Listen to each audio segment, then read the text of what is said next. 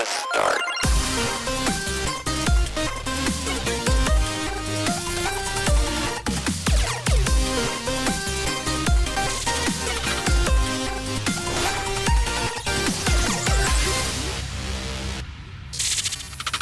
Well, let's go ahead and start. Let's get into this thing. It is Thanksgiving week. Everyone is very full. We've had lots. Well, did you guys all have stuff to eat? Do you guys do the Thanksgiving so thing? full. I did the thing. Yeah. I have tons of leftovers. I'm still pooping it out. It's a whole thing. Right now, are you doing that right now? Like Literally, that's why my Literally background on the is something toilet. else. Yeah, he's on the toilet at the moment. he's got the background to. So we That's don't know why what's it's so Live echoey. from Jeff's toilet.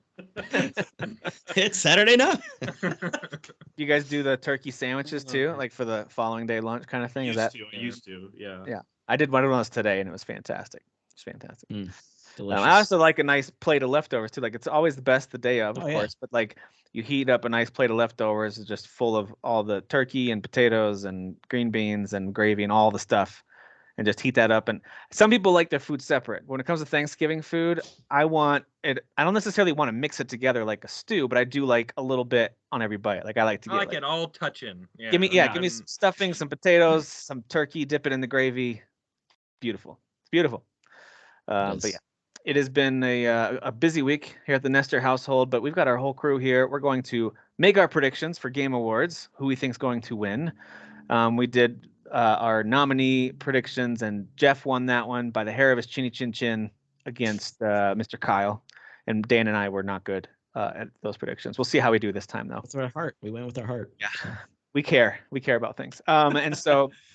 But we'll make our predictions for who we think the Game Awards will give these awards to. Okay, this is still not us giving our Game of the Year stuff. If we did Game of the Year, I'd be in a panic. I've got too much to catch up on over these next, I'd say like 6 weeks. We'll probably do ours right after the new year. We'll kind of get into our Game of the Year stuff because I've got too much that I want to keep experiencing. And I don't have to finish every game, but I at least want to play a chunky slice. There's more big games coming, and that's what makes me nervous. I'm like, know. we're not even playing catch up. Like, there's still stuff coming out.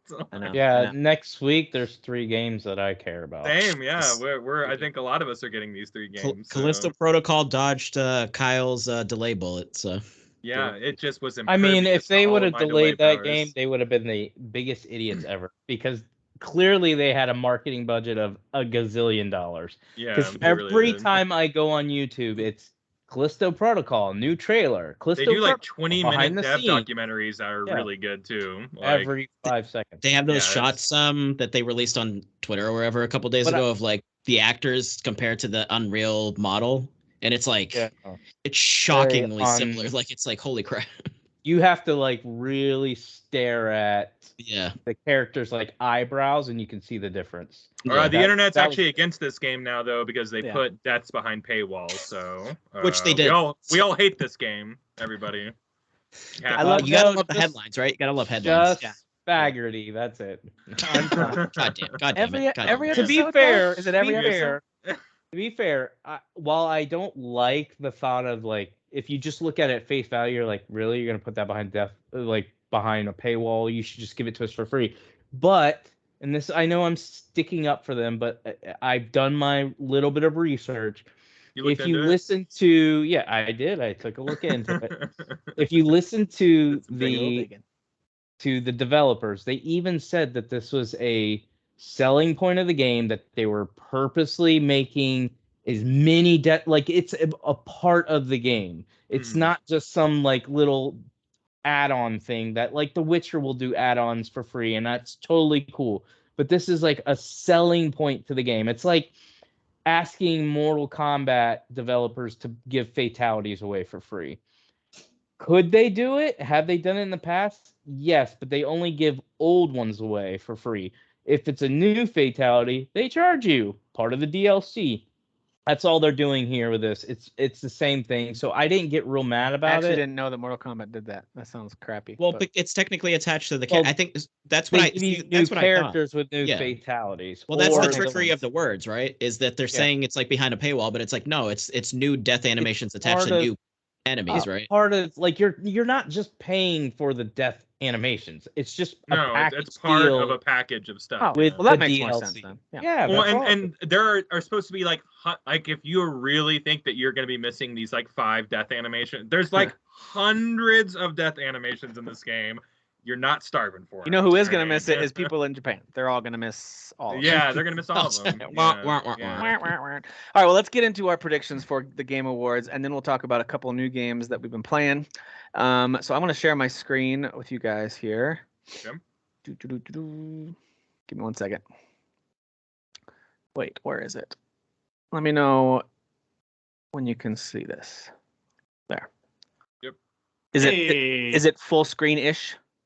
Yep. Yeah. Okay. All right. So we've got these couple of tabs here that Jeff filled in for us with all the Game Awards stuff, which is awesome. Well, work our way. I just copied your work. That's what I did. See, I create the template. Jeff fills it in. We're a good team. If only well, Dan does all the artwork. So Derek and Kyle, get up. Back up. I share videos to the website all the time. That's what I do. So really, Derek, I don't do anything, and I don't care. Derek has. I am the Colin of the show Colin does everything on his show now, but when he was with G.O.R.E or whatever his I name remember is. when you and I first. yeah, G.O.R.E, right? That When guy. I first started, that you actually said that to me. You're like, I want you to be the Greg and do everything and be the host, and I want to be the Colin who just comes in with my opinions off the cuff every week. So do all the work, and I just sit here and spew my rhetoric. Yes, but to be told fair, me he's that. leaving part of it out. I did say, and this is like early on. Clearly, we don't make money, but I was like, if we ever make money, you're gonna get most of the money. So it's not gonna be 50-50. I'm So gonna generous. pay you more. But you know what? You know what? I bought him Dragon Age Inquisitions for Christmas a few years ago. He never bought me a game, so F off. I don't care. Oh Jesus! All right, yeah, that's cool. Aren't you guys each other's That's sugar called mama scorekeeping. sometimes? That's called school. That's a good relationship. Yeah. All right, so let's dive into this thing. The first one, we'll work our way up the list instead of starting with overall game of the year. We'll start with adaptation. So the nominations for best adaptation of a video game property was Arcane, Cyberpunk, Edge Runners, the Cuphead Show, Sonic Hedgehog 2, and Uncharted. So, Uncharted. Derek, you said Arcane. Arcane. If Arcane doesn't win, I will legit be mad. Yeah, I'm gonna pick Arcane too. Kyle, what do you think? Who's gonna win? Arcane, but it should be Cyberpunk. I haven't watched Cyberpunk yet. Oh, you Jeff? finished Arcane then, Kyle. Good for you, man. Arcane. Yeah.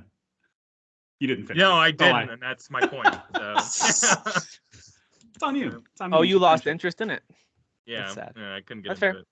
Okay, no, don't be to, nice. to one of you, it's Every fair. Yeah. single one of us should be judging him right now. I don't. I Absolutely. don't care. There's Derek's plenty of most hey, good. there's plenty of good games and movies that I've lost interest in without really being able to I explain. didn't say it was why. bad. I just Yeah, said I could. I've lost interest in stuff. Dan, who do you think? Nice pile on though. Yeah, Arcane. All right, next. Hey, I tried not to pile on Kyle. Okay, No, I sat. you're an ally, I'm a Tim. pile You're an on. I ally. sat You're on the a Kyle side and ally. high fived you while they were I all don't- sitting on. I didn't say Um, shit. I didn't say a damn thing. Oh, quit crying! I piled Silence is violence, Dan. All right. Silence. Oh my gosh. Silence is violence. That is very Hashtag true. Kyle too. I should have just been quiet so I could have caused violence. Yeah, you're So never quiet. Their most anticipated game Sure. nominees. Let's see. Here they are. Final Fantasy 16, Hogwarts Legacy, Resident Evil 4, Starfield, or Legend of Zelda: Tears of the Kingdom. I'm gonna guess that Legend of Zelda is gonna win. Yeah. Dan, what do you think? Don't pick with your heart, damn it. don't pick with your heart, man. I'm trying to pull up the list so you don't have to keep tabbing back and forth, but I'm gonna go with skip over me for a Zelda. second. All right, Derek. Zelda. Yeah. I F feel like it's got to be Yeah. Zelda. Zelda. Yeah. All right, and so Kyle, you too. Okay. Yeah, I feel like it's got to be. I guess Zelda. Dan doesn't want to. He doesn't want to break the pattern. It's fine. Totally fine. You'll have other opportunities for Final Yeah. Fantasy in general. All right, debut indie. Let's find that one here. Whoops. Come on now. God damn it. There it is. Neon White, Norco, Stray, Tunics, Vampire Survivors. Dan, we'll have you go first this time. Which one do you think is going to win out of these right here? Debut indie. Neon White, Norco, Stray. Tunics. Yep. Stray. Okay. Derek? This is a tough one. I'm gonna go neon white. Jeff? I'm gonna go neon white as well. Stray. And oof. It's tough. Yeah, this I is almost the said first tough one. I almost said Tunic as like a dark horse winner but I think People love that game. I do think Stray's gonna win it because it got Game of the Year love. I feel like it's gonna win something. Maybe it'll win the main indie one. Who knows? That's yeah. We'll get there. I'm sorry because I didn't have the list in front of me. Can you change most anticipated to 16, please? Because that was blasphemy that I didn't choose it. I'm sorry. Are you going with what you want or what you think? I'm going with what the actual logical answer is. I'm sure. Oh, don't use logic, Dan. That sounds right. Dan. Yeah, that sounds Sorry. right. Don't use logic, buddy. All right. Let's see here. Anyone who doesn't pick 16, I mean, I don't really know what's wrong. They're not gonna. That's you need our to seek point, medical, though, is that medical they're not help. gonna pick it Medical. Let him go with it. He always loses, and it's great. Every single At least time. everybody knows. Great. But hold on, what am I actually These losing? predictions have got y'all fired up. Jeez. Yeah. But what am I actually losing? What am I actually? I only get For fired all of up when you- people use busted ass logic. That's the only thing. For all of you listening, just remember that none of this matters. All right, so best. So true. It's so And true. it's like, I if play to he win. flubs and you get more points, that you win. Derek Like, said I I play to don't win. understand what you're Listen, arguing against. whoever wins this gets a free copy of Splatoon 3. Oh man, can I forfeit? Like, return it. And Can I change it forfeit? I forgot to mention Gaston will be purchasing it because there ain't no way none of us are purchasing Gaston, it. save your money, man. Well, Save your that money is on us. actually We don't deserve that game. None of us that is deserve actually that my game. prediction for best multiplayer is Splatoon 3. Kyle, what do you think will win best Can you multiplayer? flip back over. Yeah, We got thank Call you. of Duty, Multiverses, Overwatch, Splatoon, and Ninja Turtles. Ooh, that's a tough one too. That's a really tough one. I'm gonna go Turtles. All right. Jeff, who do you think? Yeah, this could go three ways, in my opinion, but Yeah. I'm gonna go with what you guessed, Tim. I have Splatoon 3 down. Nintendo Okay. usually takes something like that. Yeah. Derek, what do you think? Splatoon 3. Okay. I just know for sure in my heart, I have a gut feeling that not Multiverses, Overwatch 2 is not. There's no way it's gonna win this. I'd be surprised. To me, that's the biggest Yeah. surprise of this category if that one wins. Yeah. Dan, Yeah. what do you think is going to win best multiplayer? I'll say TMNT. Nice. Good job, Dan. I would love for that game to win this category. That'd be Absolutely. amazing. And all the people that like specifically design their games to be like multiplayer and stuff like are gonna be so livid. It's gonna be amazing. All right, so out of best sports and racing, F1, FIFA, NBA, this Gran is Turismo easy. 7, and Ollie Ollie World. I agree. Dan, you're going first. Which one do you think? What are we doing? Sports racing. Yeah. Resident Evil 4. Final Fantasy. FIFA. We'll go FIFA. 16. Should be. All right. Final Fantasy 16 should be all the answers. Derek, for what do you think? I'm gonna go Gran Turismo. Turismo. And Jeffrey, Yeah, GT7. Kyle? GT7. Yeah, that's what I think too. Sim strategy. We've got Dune Spice Wars, Mario plus Rabbids, Total War, Warhammer 3, 2 Point Campus, and Victoria 3. This time we'll start with Kyle. What do you think is going to win? I'm gonna do either Total War or Mario. I think Splatoon's gonna end up winning family, so that will be Nintendo's wins. I'm gonna go Total War. Okay. And Derek, what do you think? I'm gonna go Mario. Okay. Jeffrey Total War. and Dan. The best sim strategy. Yeah, I mean, to me, it seems like it's between Mario Rabbids and that, right? Yeah, I guess that's Yeah, what I think. Warhammer is Total War, I guess. got insane reviews. That's the only reason I lean that way. Yeah, I will go also with Mario plus Rabbids. I think it's going to be Good a choice. It's close really one. gonna. It's It's really a between those two, toss-up. in my opinion. Yeah. Yeah, It'll be close. I agree. Best family game. We've got Kirby, Lego Star Wars, Mario plus Rabbids, Nintendo Switch Sports, and Splatoon 3. This is actually a tough one too. I'm going Splatoon. Oh, my bad. You can go ahead, Kyle. Go Yeah. ahead. Splatoon 3. My bad. I didn't mean to just Okay. blurt it out. To me, it's gonna be, guys. It's gonna be a Nintendo game. We know that. That's what I think. Yeah, I think this it gets Nintendo every year. But I mean, like technically, Lego Star Wars. Yeah, I was gonna say. I'm thinking of Skywalker Saga, and I'm like, oh man, that could actually. It could, but it's also on the Switch, so it's gonna be a Switch game. I can tell you guys that. I think this might be where Kirby steals one, so I'm gonna go with Kirby. I'm gonna go with Kirby on this one. Good choice. I'm with you on that. Yeah, I'll go with you on Kirby. Yeah. Derek, what do you think? Kirby. Okay. And Dan. Yeah, Kirby. Curbs. Alrighty. The Curbs. Derek, we'll start with you with best fighting. Here we go. DNF Duel, JoJo's Bizarre, whatever, King of Fighters, Multiverses, and Bizarre, whatever he says. I'm gonna go with. I just didn't feel like reading the whole thing. I'm sorry. I think Derek's right, to be honest. What do you say? Sifu? Yeah. And the reason why I say that, I think it's going to be the Martian wins best. Yeah, but it's going to be the Martian wins best comedy type of situation. You could be right. You could be right. Dan, what do you think? I mean, the fact that it's even in there at all, which is odd to me. Yeah, I feel like Sifu. It's very odd. Sifu gets it. Jeff, what do you think? DNF Duel. Okay. It's also. I actually go the other way. I think because it's in there, it's not going to win. Like they'll pick a real fighting game. Yeah. I'm going to lean towards King of Fighters for winning this one. Kyle, what do you think? I actually originally had Multiverses down. I'm gonna stick with that. Okay. Nice. Yeah, I think it'll be an actual fighting game. All right, Jeff, we'll go with you first for best RPG. Elden Ring. Sorry, go ahead, read the things. All right, Jeff's picking Elden Ring. We got also Live Alive, Pokemon Legends, Triangle Strategy, and Xenoblade 3. Jeff's going Elden Ring. Dan, what do you think? An actual RPG, Xenoblade Chronicles 3. Busted ass logic. Trying to get me all trying to get me worked up with your busted ass logic.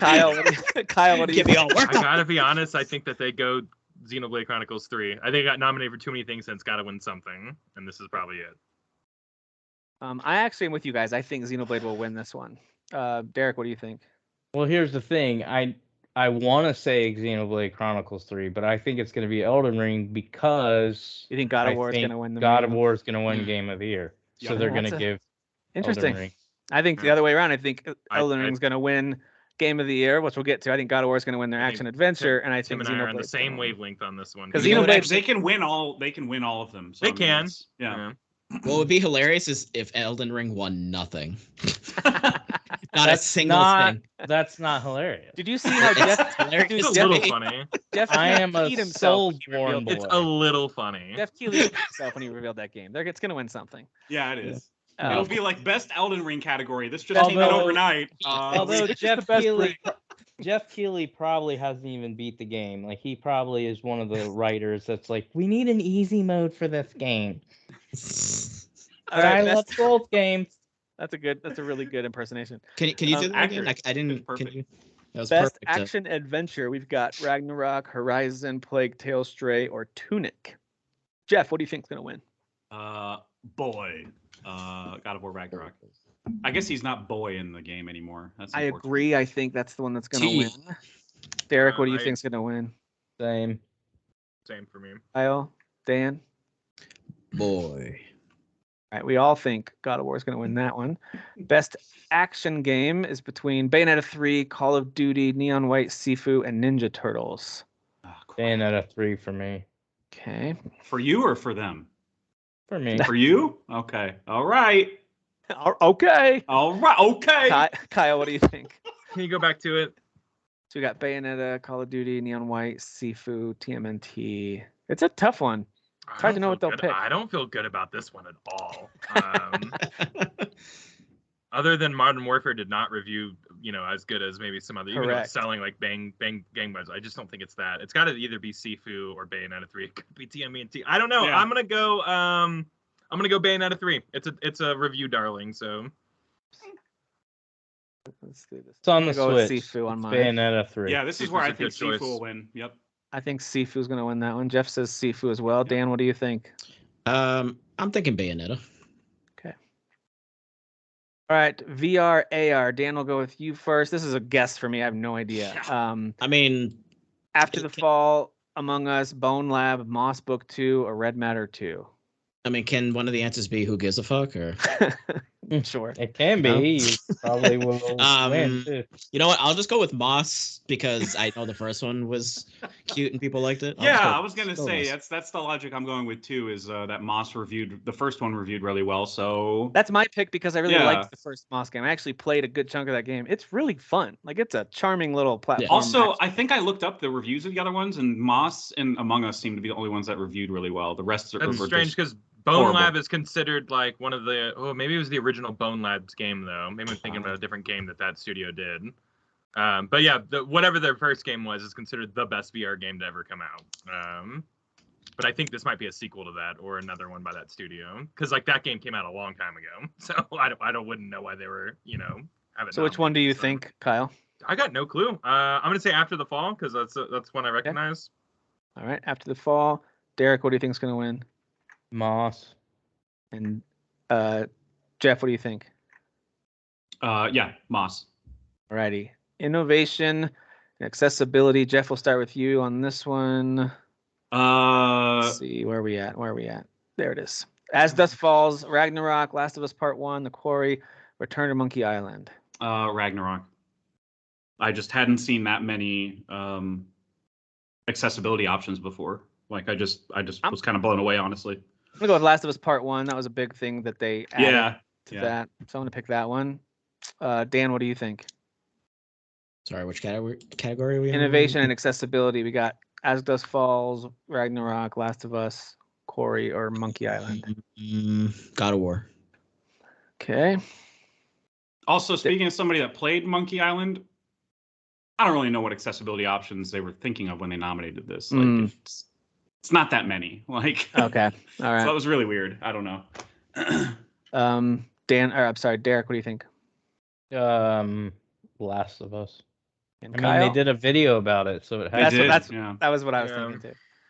I'm gonna go God of War, but Last of Us feels right, like at the last second here, but that's all right. Community support, whatever that means. Does that mean they tweet it the most? All right. Whatever that means. Yeah, they tweet back. Overwatch 2 for sure, right?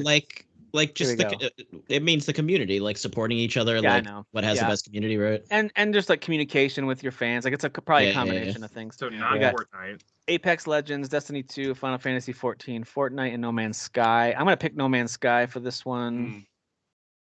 And that's mainly just because I see him talking all the time and communicating with fans all the time. I have no idea if that even counts. I see Sean, what's his name, talking to people all the time. Sean Murray? Yeah. Kyle, what do you think? Final Fantasy 14, for sure. Final Fantasy 16. Final Fantasy 14 won last year, and I think they'll just win again. So why not? Yeah. Did they win last year? I think so. Yeah. But they're very good with their community. They are, yeah. They really are. Derek, what do you think? Well, I don't care. Apex Legends. This is a chance we don't care to get a point. It's a chance to get a point.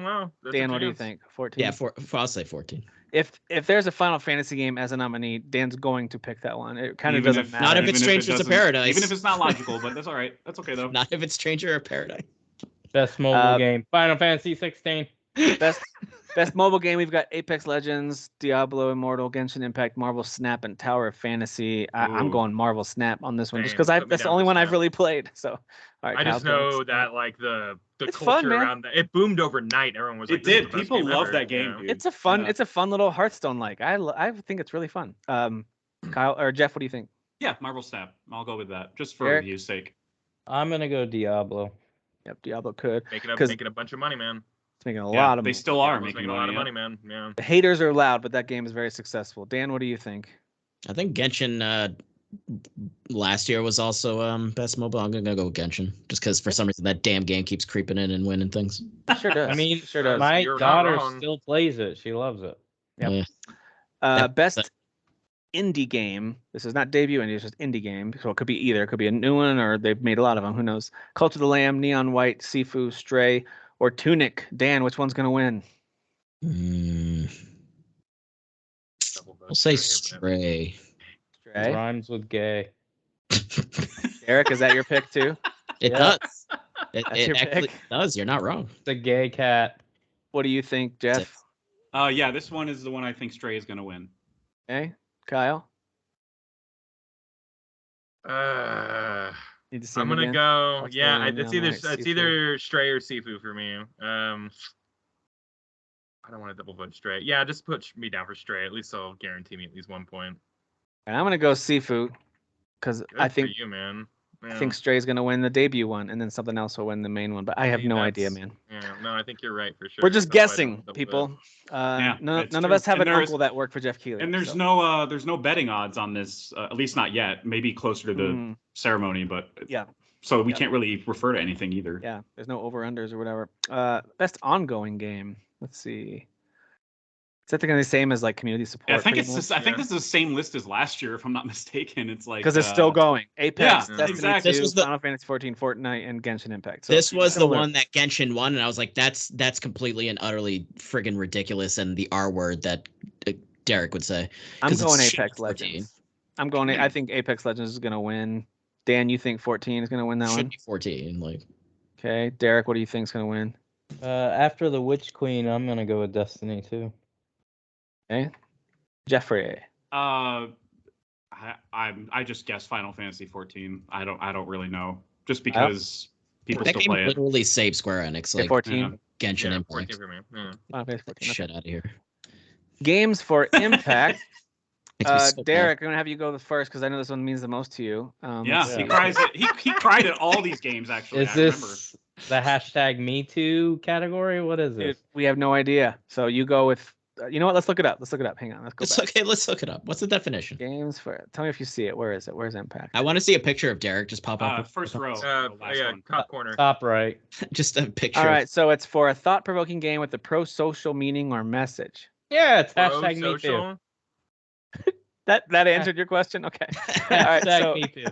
games for Impact. What do you think is going to win? As Dusk Falls, Citizen Sleeper, Endling, Extinction is Forever, Hindsight, I Was a Teenager. This one I'm voting with my and heart. As Dusk Falls. Because you enjoyed that game. It's a great game. Yeah. Kyle, what do you think? No, I'm gonna go the same because I literally don't know what the other ones are. Yep, I'm right there with you, Jeff. I'm gonna go with the one I've been seeing some buzz about on Twitter, Citizen Sleeper. People love that game. Dan, what do you think? Reviews have been Hindsight crazy for that one. is 2020. So let's go with Hindsight. I don't know. I'm just picking Hindsight. I was trying to be whatever. clever. Screw it. I was just trying to be clever. It was just for the joke. Is that kind of pix? I feel like I've tried that one. Was that on Game Pass? No idea. Anyway, best performance. Oh, it's on Steam. I think there was a demo or something. Anyway. Oh, okay. That name sounds familiar. But anyway, best performance: Ashley Burch, Charlotte McBurney, Christopher Judge, Manon Gage, or Sonny Sulijic. I don't know how to say his name. Sorry. So who do you think is going to win, Jeffrey? Well, this is so tough. Yeah, it's Christopher Judge. Come on. It's because he didn't win last time, right? Because Arthur Morgan won. Yeah, he had. He has to win this time, right? Yes. Exactly. It has to happen. Is that your pick, Kyle? Yeah, I feel like it's everybody's pick, but I don't want to speak for everyone. Derek, who do you think is gonna win? It's definitely my pick. Yeah, Dan. The only one that could beat him is his son. Yeah, no, I think honestly, Charlotte, like she was insane in Requiem. Insane. She was so good, man. Ragnarok, no, that's fine. I'm just saying, like there were just some scenes where she breaks down, and it's just like, god damn. Let's just say that by the end of Ragnarok, he's not just saying boy. There's more to it. Oh my god. No, it's not a. That's what happens. Is like someone saying that someone did great. It sounds like you're saying Christopher Judge wasn't amazing. Yeah, no. By no means. Of course he is, but like Charlotte McBurney didn't even get nominated last time. So the idea is, I'm just saying there's more range in Kratos'. Yeah, there was no. I hear you. There's no disparaging that performance. I'm just saying, like, I'm with you, Dan. I wouldn't be surprised at all if she won. But I just think. She should be acknowledged because, like, especially in Requiem, like there were some scenes that like really just like hit you like a ton of bricks. She stepped it up big time from the first one. Like, she was required to, obviously. So either Kratos is gonna blow us all out, or he's gonna literally have the. No, I said Christopher. All right. He was just saying he was thinking, and she was the one I was leaning towards too. But got to go with Christopher Judge because I do remember that when he lost out to Arthur. Need more money. He was Australian because Cowboys aren't real. #Cowboys aren't real. They're not real, guys. They're not real. Evil West. audio design is between Call of Duty, Elden Ring, Ragnarok, Gran Turismo 7, and Horizon Forbidden West. Is this where Horizon finally gets an award, you think? I'm not sure if they'll win in No, I don't. Gotta be. Call of Duty might win this one. Call of Duty is what I guessed, yeah. Yeah. I'm Just going because of, I don't know. What do you think, Derek? God of War. Okay. His grunts are... They're really good. They're unmeasurable. What? Okay. He's just going with the alpha male sounds. Dan, right? who do you think's going to win for audio design? I feel like COD always has amazing sound quality, so yeah. Call of Duty. Kyle? I'm going God of War. I think Derek's right. Boy. I think this might be where Horizon finally gets an award. So I'm going to pick Horizon. That'd be cool. I like that you're spreading the love. I think that's a... Score and music. That's another one, I guess, that they could win it, now that I think about it. But anyway, where are we at here? Score and music. Deus Ex, Mankind. I swear it's in there. I don't remember where it is, though. We'll find it. I just saw it. Oh, you did? Oh, there it is. Okay. Oh, yeah. Elden Ring, Ragnarok, Metal Hellsinger, Plague Tale, and Horizon's not up for this one. And Xenoblade 3. This is an easy one to me. Metal agree. Hellsinger. I don't agree with that, but I agree that it's easy. I agree. All right, so Derek thinks it's Metal Hellsinger. I was going. That actually does hard make to pick sense, that. though. But It does. This is what it would win, but Dan, what do you I'm going think? with my heart. I'm going with Metal Hellsinger. I don't think they will win, unfortunately, but I'm going. You're with my picking. heart. Okay, so we got 2 for Metal Hellsinger. That Jeff, what do you game think? scored like 9s, and the whole game is about sound. it's So music, for me, yeah. Sure. What do you think, It makes Jeff? God of War Ragnarok. That score is unbelievable, dude. It's just... And Atreus' theme is like... Have you watched the documentary video, short video? No, not yet. Bear McCreary explains how he wrote Atreus' theme, which Atreus didn't have one in the first game. And how he wrote it to be the inverse in notes to Kratos' theme. Oh, that's cool. With doubled up, it's like That's like really da da da da da, whereas Kratos is like da da da, and I'm like, oh my god, that's so crazy. That's really cool. Yeah. All right, that's what I'm picking now. Now that you told me that, Kyle, what do you think? I think it's God of War. I mean, I think that's All right. And Metal Hellsinger does. If Metal Hellsinger wins, I will be like, yeah, that makes complete sense. That's literally the game. Like that makes sense. Xenoblade Chronicles 3 still has my favorite score. I actually think there's some veterans that make. I do want to give a shout out to Xenoblade because I enjoyed the entire soundtrack as I played that game. I also enjoyed the music of Plague Tale. That was amazing. Yeah, and these are all great nominees. I think Elden Ring, as you hit certain areas and the music swells, it's pretty epic too. It has a great title track as well. It has a great title track too. So all these are worthy. I think God of War is going to win. Metal Hellsinger would be a kind of a cool, like out of nowhere compared to the other 4. You know, that'd be kind of a cool one. And Xenoblade, of course, because Xenoblade might kind of get blanked on some of these awards. It'd be cool if they won a big one like this. Because they didn't win an RPG. I could totally see them taking for this because again, like some vets work on that soundtrack and it's good stuff. Yeah. Best art direction. We've got Elden Ring, God of War, Horizon, Scorn, and Stray. Derek, which one's going to win best art direction?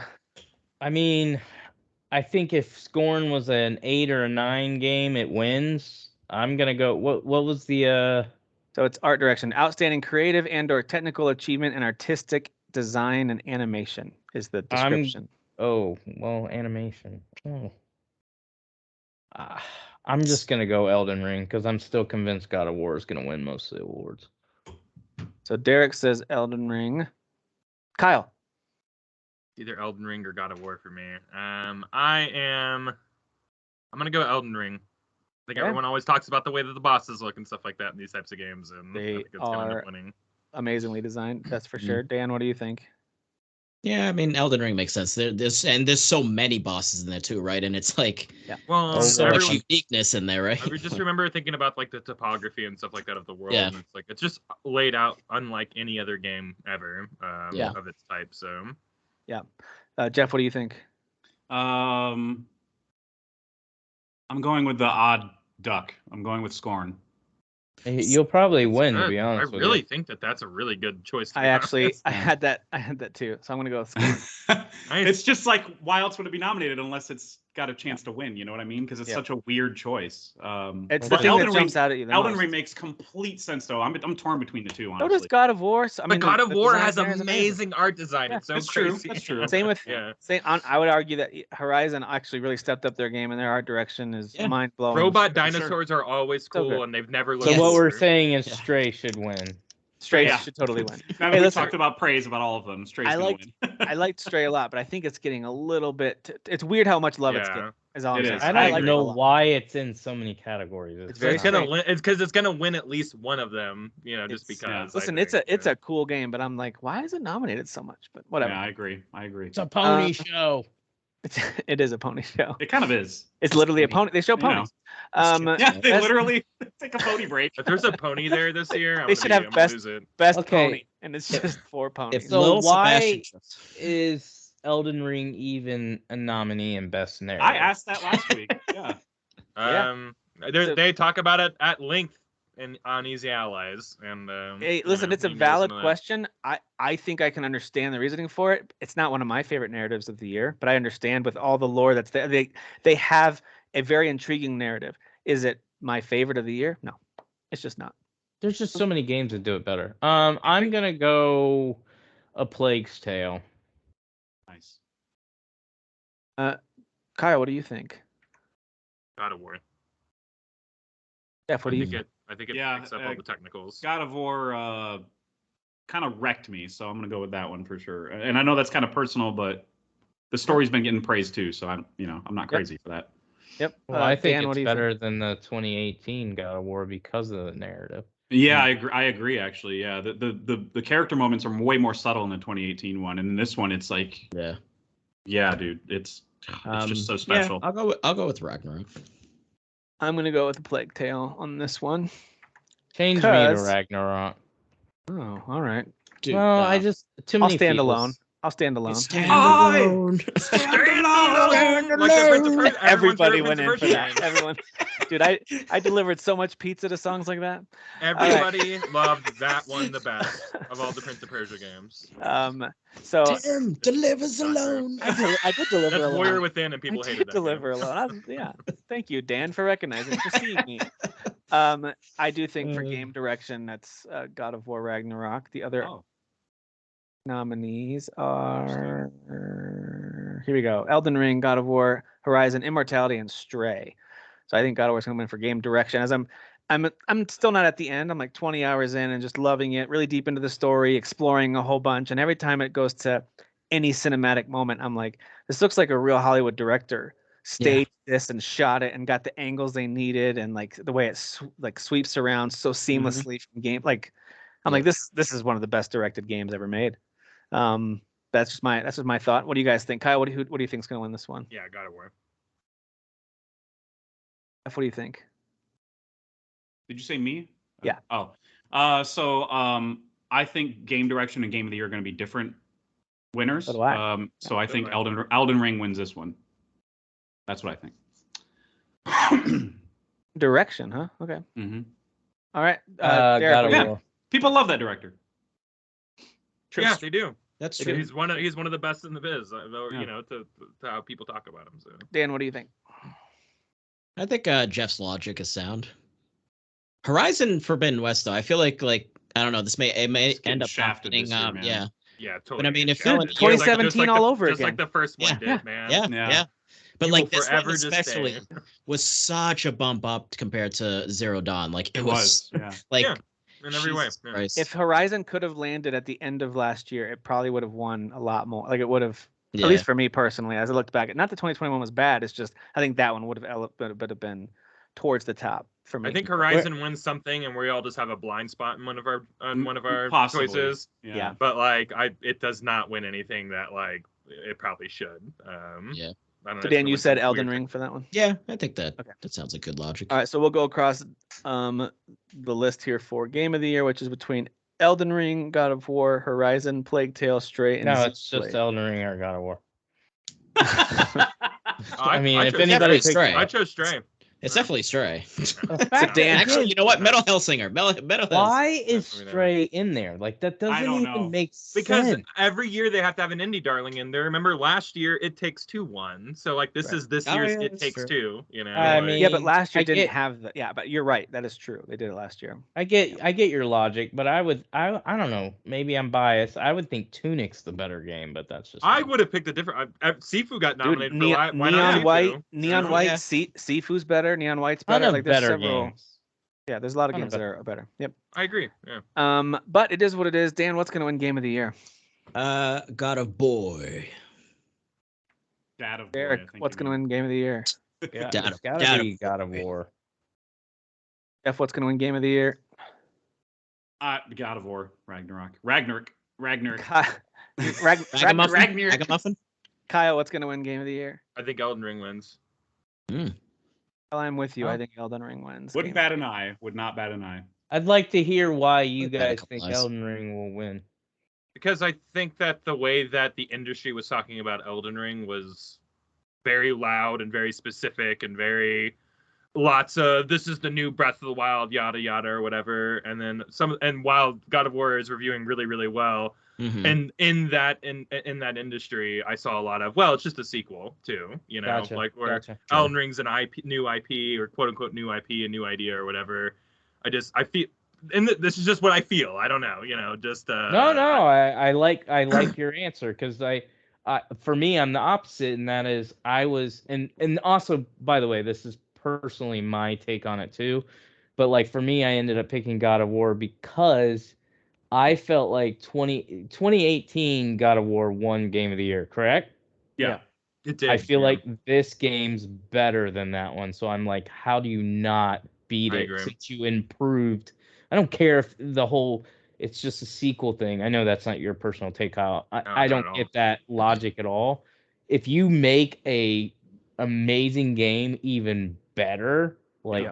I don't know, that's I crazy. totally agree. Yeah. Yeah. Well, Listen, and man, cool, there's again, there's, I don't there's know if strings people were of expecting logic it. that you can draw. You can draw a Yeah. connected dot that goes from, hey, that's logical. It won in Yeah. 2018 over incredible games. Like Mhm. incredible games came out in 2018 and it Yeah. won Yeah. that year.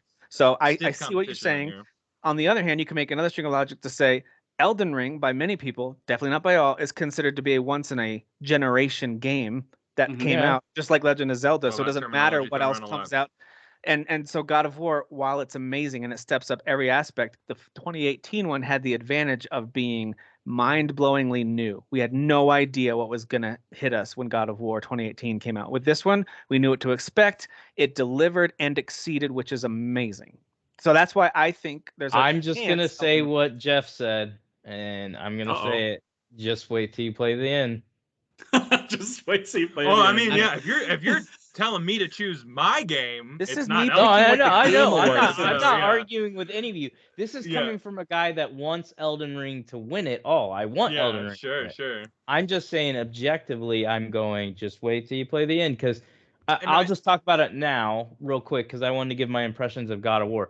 When I went through the end of the game, I remember saying to myself, and I'm not going to spoil anything, by the way. Okay. As I was playing it, I was just sitting here saying to myself, I was like, am I actually playing a video game right now? This is the best, like, narratives, acting, animations, like the story. Like, I don't get big on stories anymore. I'm gameplay is king, and I have my gripes with the gameplay. That did not Right. go away. I still don't like the camera being up your butt. I don't like all that stuff. And mainly, again, literally up your butt. it's up your Literally. butt.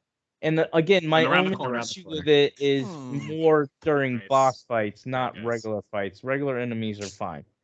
But like narratively, this game to me, I'm going to use the word, I don't think I use this a lot, is a masterpiece. So I would say it about Elden Ring. That's why I'm torn. I'm like, dude, I rarely say games are masterpieces, and I've got Yeah. two. Well, now you've said it 2 in 1 year, so Yeah. it doesn't mean It's- anything It's anymore. the same as 2020 with Ghosts and Last of Us Part 2, where you had a very narrative-driven, strong, on the one hand, good gameplay, excellent gameplay, very narrative-driven, and then this incredible open world that really changes the way you play a game and goes. And so like it's very similar comparisons because they're very different from each other. I hate having to choose this year. Like I don't think I've ever felt. I don't think I've ever felt. It's a good problem to have, though, about man. 2 games. I agree. But yeah, God of War is spectacular. It's spectacular. What's funny though is like to me, it's like Elden Ring really is just like a Souls game with like elements of like Breath of the Wild though. So like to me, it's not anything actually new or spectacular. Like, sorry, no offense, but it's no offense taken. I don't defend it. I'm just saying, telling like, you what people in the industry are saying. Yeah, I'm speaking to what you were saying because like those people are like, well, God of War Ragnarok is a sweet sequel. It's like, okay, like so many other games are that. Why is that a detriment? Like sequels are a thing. It's not. Yeah, I also don't think what you're saying is a detriment. I know. Listen, we can all create a straw man and kick it in the balls and laugh at it, like you just did. You just said it's just Dark Souls with Breath of the Wild elements, and I'm like, dude, 250 hours of some of my favorite games. If it was just Dark Souls, people wouldn't play it that much. So I'm just saying, like, you can't just minimize and flippantly be like to either. Oh yeah, no, right. Because the bottom line is Souls games are high quality and people. I mean, obviously, I don't enjoy them as much as say some of you guys, but like I acknowledge, obviously, it's very high quality and it is an excellent genre or series, whatever you want to call it. So.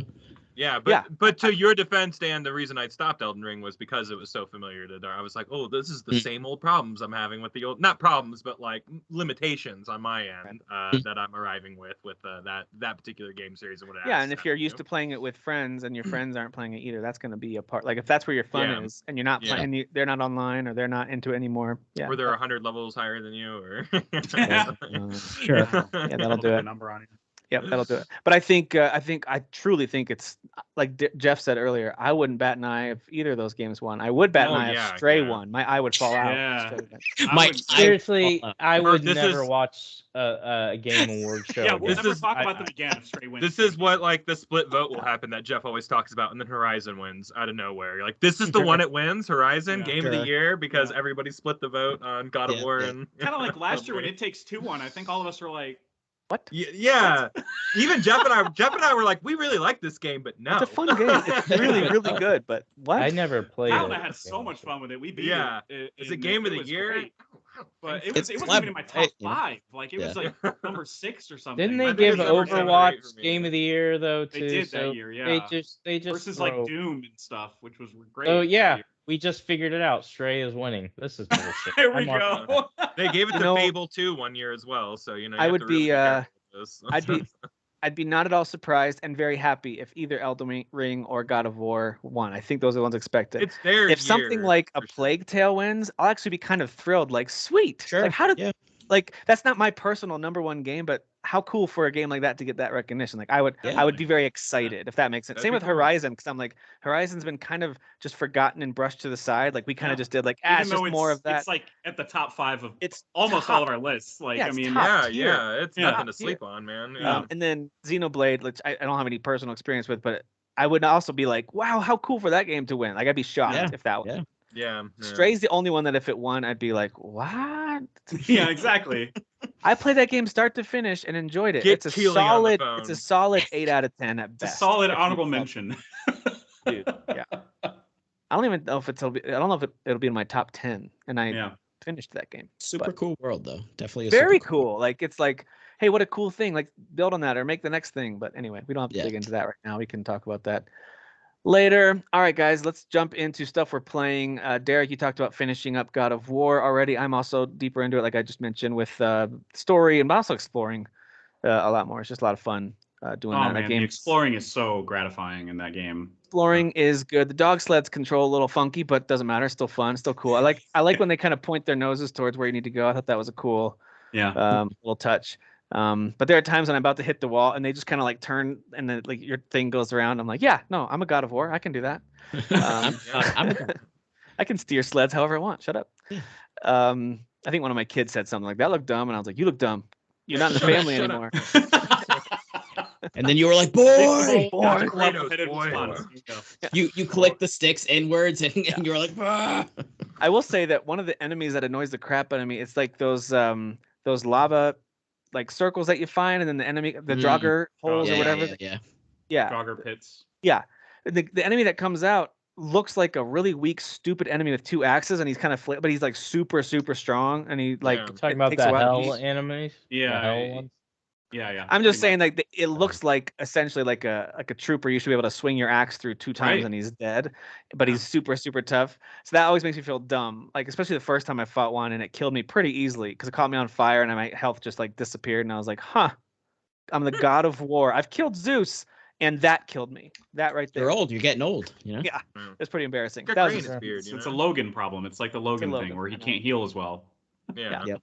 All right. Yeah. Absolutely. All that because of what? What was it? What was it in that movie? Because of cornstarch or something like that? Like they put it in the food. So like I think so. I think that was like a big.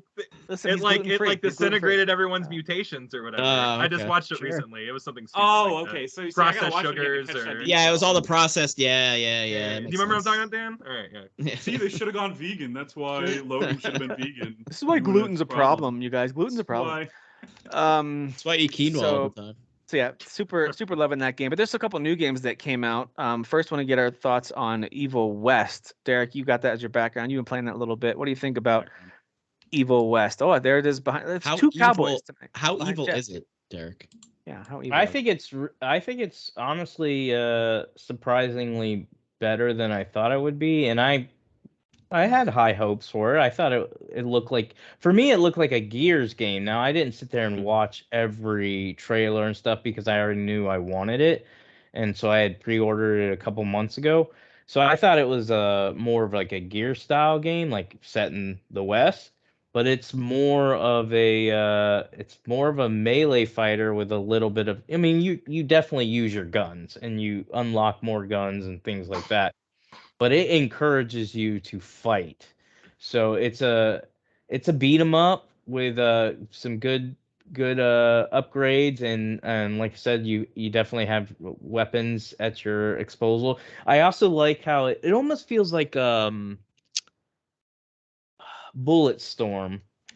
I don't know if you guys played Bulletstorm, which I actually think I don't think it was these guys that made Bulletstorm, but maybe they did.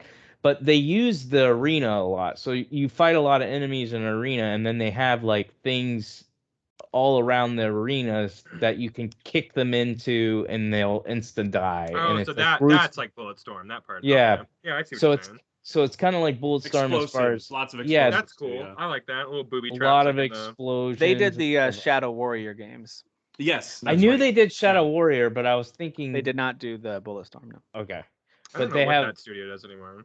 That was People Can Fly? Yeah. Oh, so they did Outriders. No, it's Flying Wild Hog. Oh, wait, what? Flying Wild, yeah, you're right. Flying Wild Hog was a That's why I was getting it confused. Is the Flying Wild Hog made me think of People Can Fly for some reason. I don't know. Flying. But anyways, yes, Outriders. Love Outriders. Nope. But you gotta gloss over that. Keep moving. Keep going. Keep going. You gotta gloss over that. Outriders is amazing. No. Win best DLC stronger. Okay. All right. Keep it moving. Keep it moving. This is my Elden Ring ally for Game of the Year debates. This is a lost cause. but I just wanted to say I think Evil West is a really fun game, and it actually has a pretty cool narrative, and the voice acting's not terrible. It actually looks visually pretty good. Yes, it's to me, because I played Shadow Warrior games. I didn't play them from beginning to end, but I played them and I'm like, fun. Dude, this is beyond cheese. But they have like good combat. This feels like they're like, hey, we want to make something a little bit like more AAA, while still, I don't know if you would consider it AAA. I don't get the vibe that it's. There's still like limitations. It's not. It's like an A game. Yeah. But it's definitely higher quality than the Shadow Warrior game. And it's not like a Doom shooter like Shadow Warrior, where that's like more fast paced. Like enemies are around you, you got to figure out how to combo really fast. This is more like, and the developer even said they were inspired by God of War and Devil May Cry for this game, and you sense that in the combat. And then there's even points of it that directly rip off God of War. When you find a chest, he punches it. You know, when he finds a bigger chest, he lifts it up the same way. The camera is very similar. Very and the close alerts around to you. Yeah, and there's also the dodge is X instead of circle. I hate it. But because I just got off of God of War, this trend? This is perfect. This is perfect timing for me. I got used to that. Yeah, I tried to change it and I didn't see anything where you could manually change buttons. So I was like, oh, good. That's I'm stuck with A. That's great. It's so much fun though. I mean, that combat, especially the melee when you get the gauntlet and you can like use it as like a way to like grab enemies towards you or move yourself towards them, and that puts them in a shock state for like a second or two, and you just load a combo on them. Cool. It's the best feeling, it's dude. It's visually so like it's visually appealing. So like when you're in God of War does this too. There's certain like combos you can do. The way you just rip these guys to shreds makes you feel really powerful, and it's just fun to play. So there's combos, there's a lot of like offense. They want you to play offensively, and that I love games that are more encouraging for you to play offensively. So this definitely feeds that hunger. And they give you every level. There's like 16 levels. It's not like a super long game or anything, but because each level is like 45 to an hour. So they give you 16 levels. Each level, I swear, they're giving me like a new combo or a new weapon to use. Like I just got a flamethrower, and my God, dude, it's so much fun. And before that, I got like an electric button or whatever that like it's kind of like a flashbang, but it shocks all of your enemies around you. And you can use that once and it goes on cooldown. And you have a shotgun you can use too for like and it has a cooldown as well for when you're stuck right next to somebody and they're giving you grief. Just shotgun them and it'll knock their health way down. But again, that's on a recharge, so you run away after that, get some distance. But yeah, the combat's so fun, and the gunplay is so fun too. My God, this game's combat is definitely the high point of it for me. If you got a PC, it's worth the $35 that CD Keys has it for. Nice. Is it a Steam Deck verified? Steam Deck verified? Is it COD Deck verified? Is it COD Deck verified? COD Deck verified. I'll dig in and get back to y'all. That's one. See, I think that's one that I feel like we'll get a steeper discount before too long. So I'm still even on CD Keys. So because I've got so much else on my plate, I'm waiting. But I'm really happy to hear how fun it is because I am looking forward to it. It's on the wish list. And it's so I mean, to go from God of War to this, it just clicked immediately. Oh, that's awesome. That's great. Then they have those little areas you can explore for chests and money, and you use those money for upgrades, whatever, for your weapons. You use that for upgrades for your weapons, and there's also a level up for perks and stuff, kind of like Spider-Man and shit. The exploration is more linear. It's not so like you're in a story and you're doing levels. It's not like wide open areas like God of War did. It's nothing like that. So at least it's a more straightforward adventure game. That's kind of what I was into. Definitely more linear, which I can appreciate right now. Yeah, exactly. I'm like, oh, good, you're respecting my time a little more than these other new games. Thank you so much. I want linear games all the time. I don't care. Yeah, exactly. Same here. I don't care who knows it. I feel like there's a place for everything, and I don't want where we get to where everything's open world. And that's another thing I appreciate about God of War is I feel like it had a good mixture of when to explore and when to be linear. And I felt like I totally agree. I felt like the way like how much spacing there was between like giant hub areas like felt really good too. You're like, oh man, by the time you get to another big area, you're like, oh, we haven't done this in a while. Let's buckle in. There's and a part do something. This is kind of in the third act ish, but there's a part in Vanaheim where like something happens and they're like, oh, I think that person's over here if we want to go rescue them. And if you choose to do that, it's a side quest. You don't even need to do it. If you choose to do that, it opens this crazy big area in Vanaheim that you've never been in before. And you get like all these extra side quests as a part of that. It's so cool. Awesome. And you know, but it came at a moment in the story where you could afford to pause. Like you could afford to like go on a different track. Yeah. You know, it's not like Horizon where they're like, hey, the Earth's about to explode, but go finish off some of these dinosaurs up the hill. Go pick a flower for somebody. Yeah, go race. Yeah, I lost my favorite Ruby. Yeah. That dinosaur ate it. Give it back. So before I run off, sorry if I'm interrupting, but I wanted to share because I wasn't on the show last week, and the week before I had just gotten my 8K TV and I had talked about it a little bit, but my opinion on it wasn't very great. In fact, I even said I feel like NVIDIA like misled with the whole 3090 can do 8K and stuff like that. I was wrong. I was completely wrong. Can you repeat that one more time? Oh, I was just off a little bit, not completely. But yeah, the 8K is legit. First of all, my TV is legit. I hadn't had it set up correctly. There's a bunch of like settings that I just started and didn't know that I could change. So as I did some research, I changed my settings. And then even in the games that I've booted up, and this is one of them I want to bring up, Miles Morales is because I've played Spider-Man in 8K, and then right after I played Spider-Man, I had just bought Miles Morales, and so Miles Morales is a PS like straight up PS5 game. Like you can tell the difference between that and Spider-Man. And to play that in 8K and be running it at 45 frames per second in this big open world with these graphics that are absolutely amazing in 8K, like it looks so good. And I'm not even having to lower my settings. No, I can't run games in 8K, which by the way, some of them I am running in native 8K. So when I say 8K, I'm not just talking DLSS. There's certain games that I'm playing that don't have DLSS and I'm playing them at native 8K. But the games that you set to like quality on DLSS, I'm serious, I cannot tell the difference between native and quality. That technology is amazing, man. DLSS is to amazing. me it is, and this is DLSS 2. So the 40 series has the new technology, which is supposed to be even better. But like I've tried at least 30 games, and they all like the jump from 4K to 8K. At first, when you see it, you're not that blown away because we all know this is not standard def to high def. That was probably the biggest. Oh my God, what am I looking at? Yeah, you're not going to get that anymore. Probably never have that again. Yeah. I don't think we'll ever get that again unless they have something up their sleeve that none of us know about. Enemies can stab you for real. Like that's the only next. You really start bleeding. Peripherals that you put on your body. Yeah.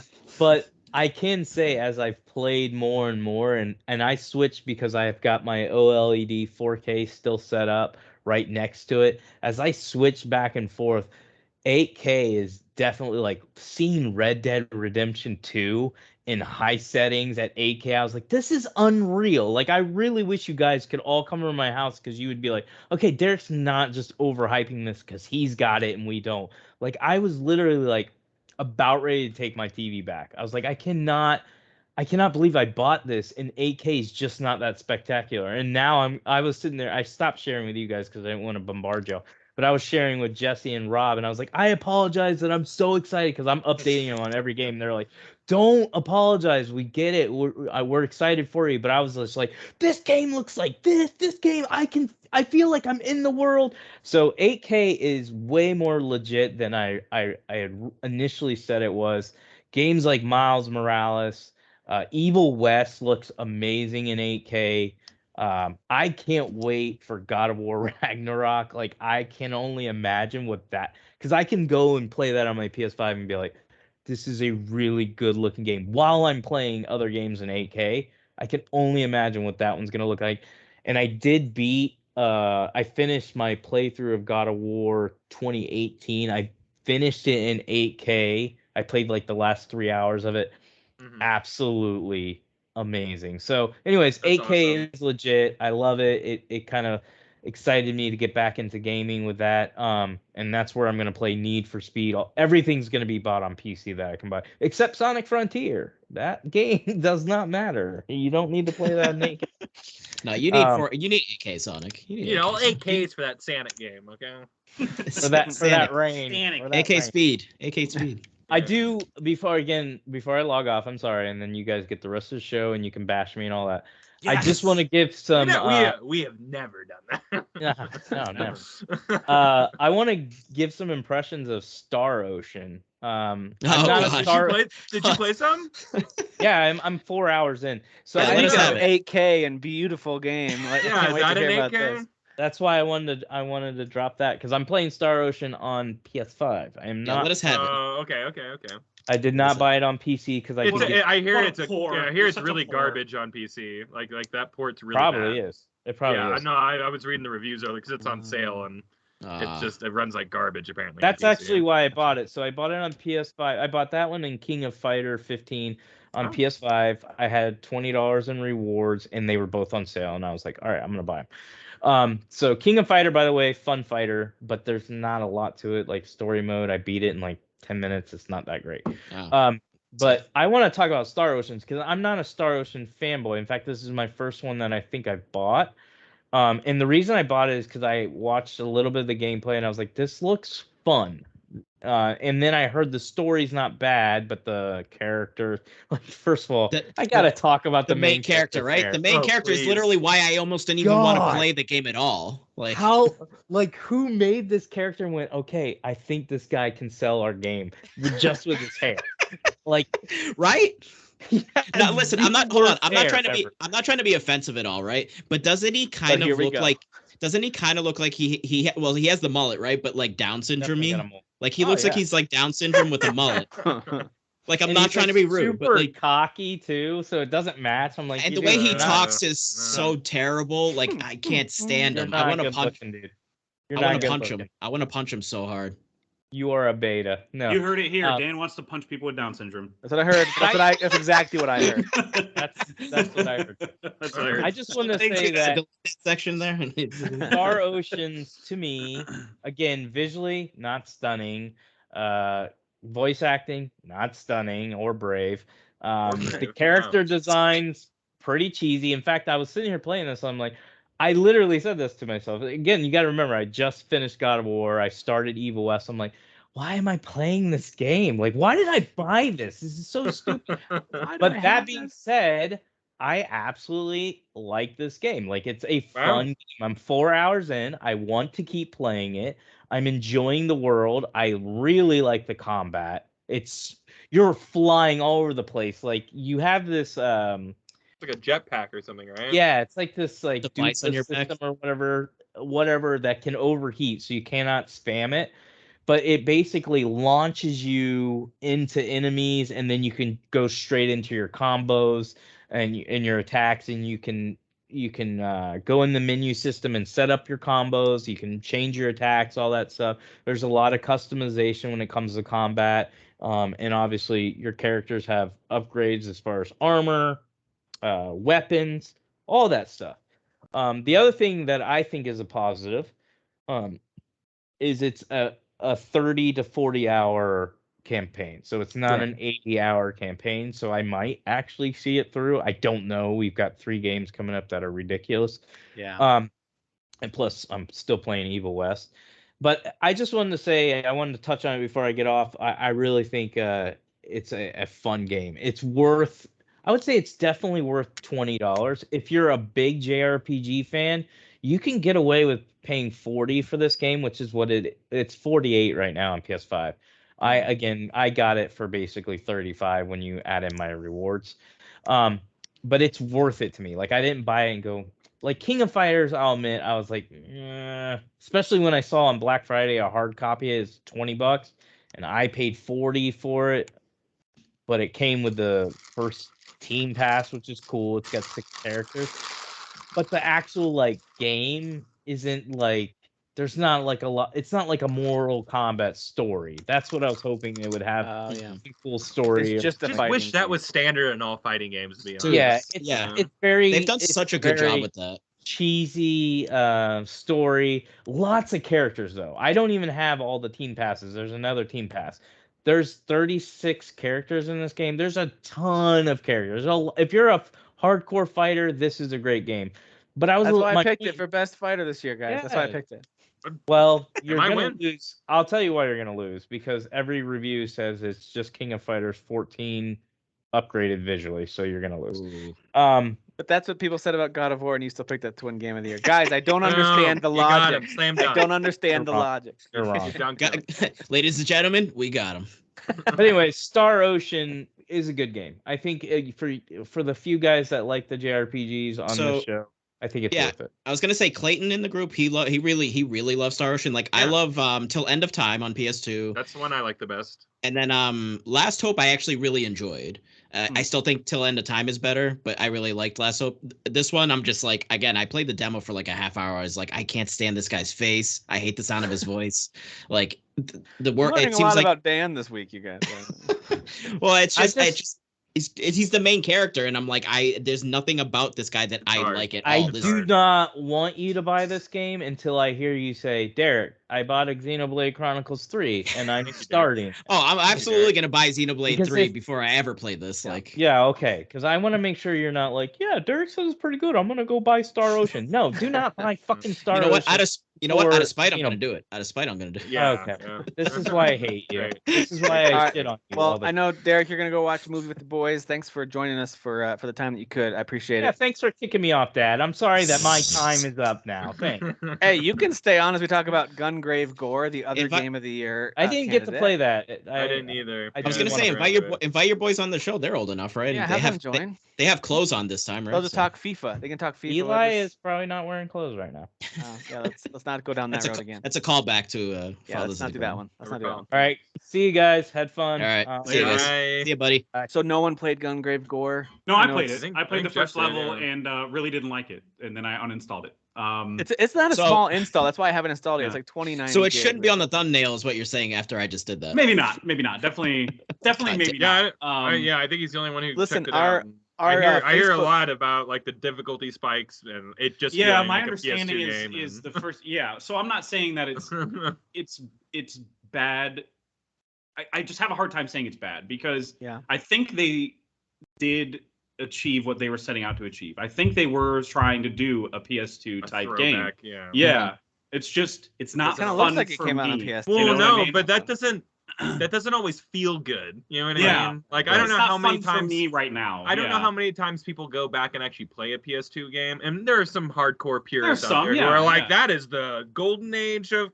I mean, you'll catch me saying stuff like that sometimes, but like the quality of life additions that have happened since PS2 to games like that are overwhelming. So whenever you take all that stuff away.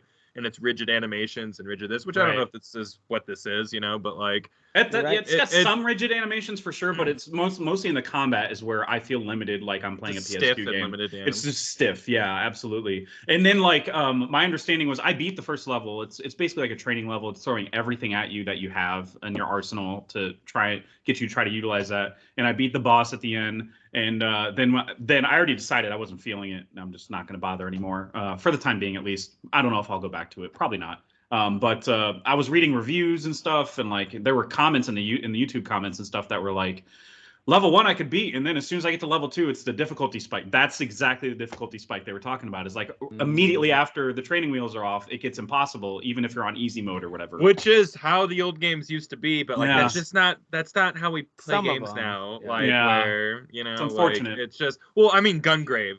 Specifically Gungrave 1 and 2 is very much like that. That's right. Franchise, Okay. You know, in our resident Mr. Positive in our Facebook group, Thomas, and I love seeing when he shares about games he's enjoying. Even he at first was like, I'm kind of having fun with this. It's not too bad. And then as he got further in the game, he's like, it's pretty bad. I don't like it. The train level, right?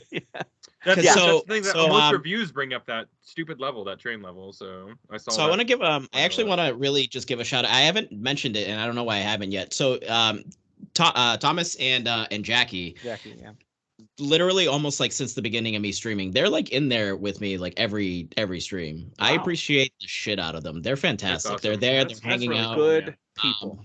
They're fantastic people, and I love Thomas going in there and like just like he'll just usually Jackie will pop in first, and then he'll come in and I ask him, how you guys doing, yada yada yada, and like she'll be like, oh, he was mad. I'll be like, oh, why is Thomas mad? He's like, oh, this train level, man, I can't even this train level. I was like, oh, Thomas, I'm so sorry. I gotta look this up. It's fantastic. The worst train level since Shadow of the Empire, where you play as Dash Red. That's a bad one. That's a bad one. It's a bad train level. Yeah, I thought it was funny. He just comes on. He's like, dude, this train level, I can't even. Like... I think that's hilarious. I think that's super funny. It's great. But I think we should actually do a ranking of best train levels. I think Final Fantasy VI should be up there. That's a great train level. You get to suplex that train. Yeah, you do. You get to fight it at the end. Then you get the Phantom Uncharted. Uncharted has a great train. No one talks about that. No one talks. It's not. No one's ever said anything about that. They didn't even put it in the movie. It's not that good. No. But that was revolutionary. I remember seeing that scene for the very first time ever and going like, "Oh, cool! Like this is it. We're video gaming now." That was now. Uncharted 2, right? Was the opening of Uncharted 2 did. It was the opening, and then they have the God. audacity to show you it again. Yeah. How dare in they? its entirety. But then, that was pretty good. But then Lost Legacy is like that on steroids. It's like an even better version of it. It's crazy. It is, yeah. There's two very important things in Uncharted, right? There's the one where it's actually like it's one whole path. I remember them explaining the way that they created it. It doesn't loop or anything. It's one whole sequence where you're hopping from cart to cart and dealing with the helicopter, are real, right? I mean, there's they really had a whole like dev diary about like just that, like how they did that sequence. Well, I just finished Legend of Tianding last week. That's a pretty fun train level, but I mean, it's no Final Fantasy VI. So, sure. So Gungrave G.O.R.E does not sound like a strong recommend, but it is on Game Pass. So if you're curious, why not give it a shot? It's right there. Why not try it? It's right there. It sounds like of the throwback AA games, it sounds like Evil West's should be your stop. I totally. That's what it sounds like. I'm totally gonna beat this game, dude. Like it's so easy to just keep progressing and know you're gonna get another weapon or move in the next level that's gonna add to your arsenal and make you feel even more badass. So I just can't. Yep. I can't help but want to see it through. It's just it's power fantasy game. Those are fun. Yeah, exactly. Yeah. So Jeff, Derek already mentioned this one, so I want to see what you think because you played it all the way through already, and that's Miles Morales, the Spider-Man game, came to PC. Yeah. Derek gave some of his thoughts on it and how it's like he kind of had forgotten how much of a step up from the first Spider-Man it was onto the PS5. What do you think about it on PC? Yeah, I'll definitely echo that it's a step up from similar to how Spider-Man Remastered was, where you just immediately notice that this port looks amazing. It looks incredible. And Miles Morales already looked better than Spider-Man Remastered, and that's the same for PC too. Like it looks better.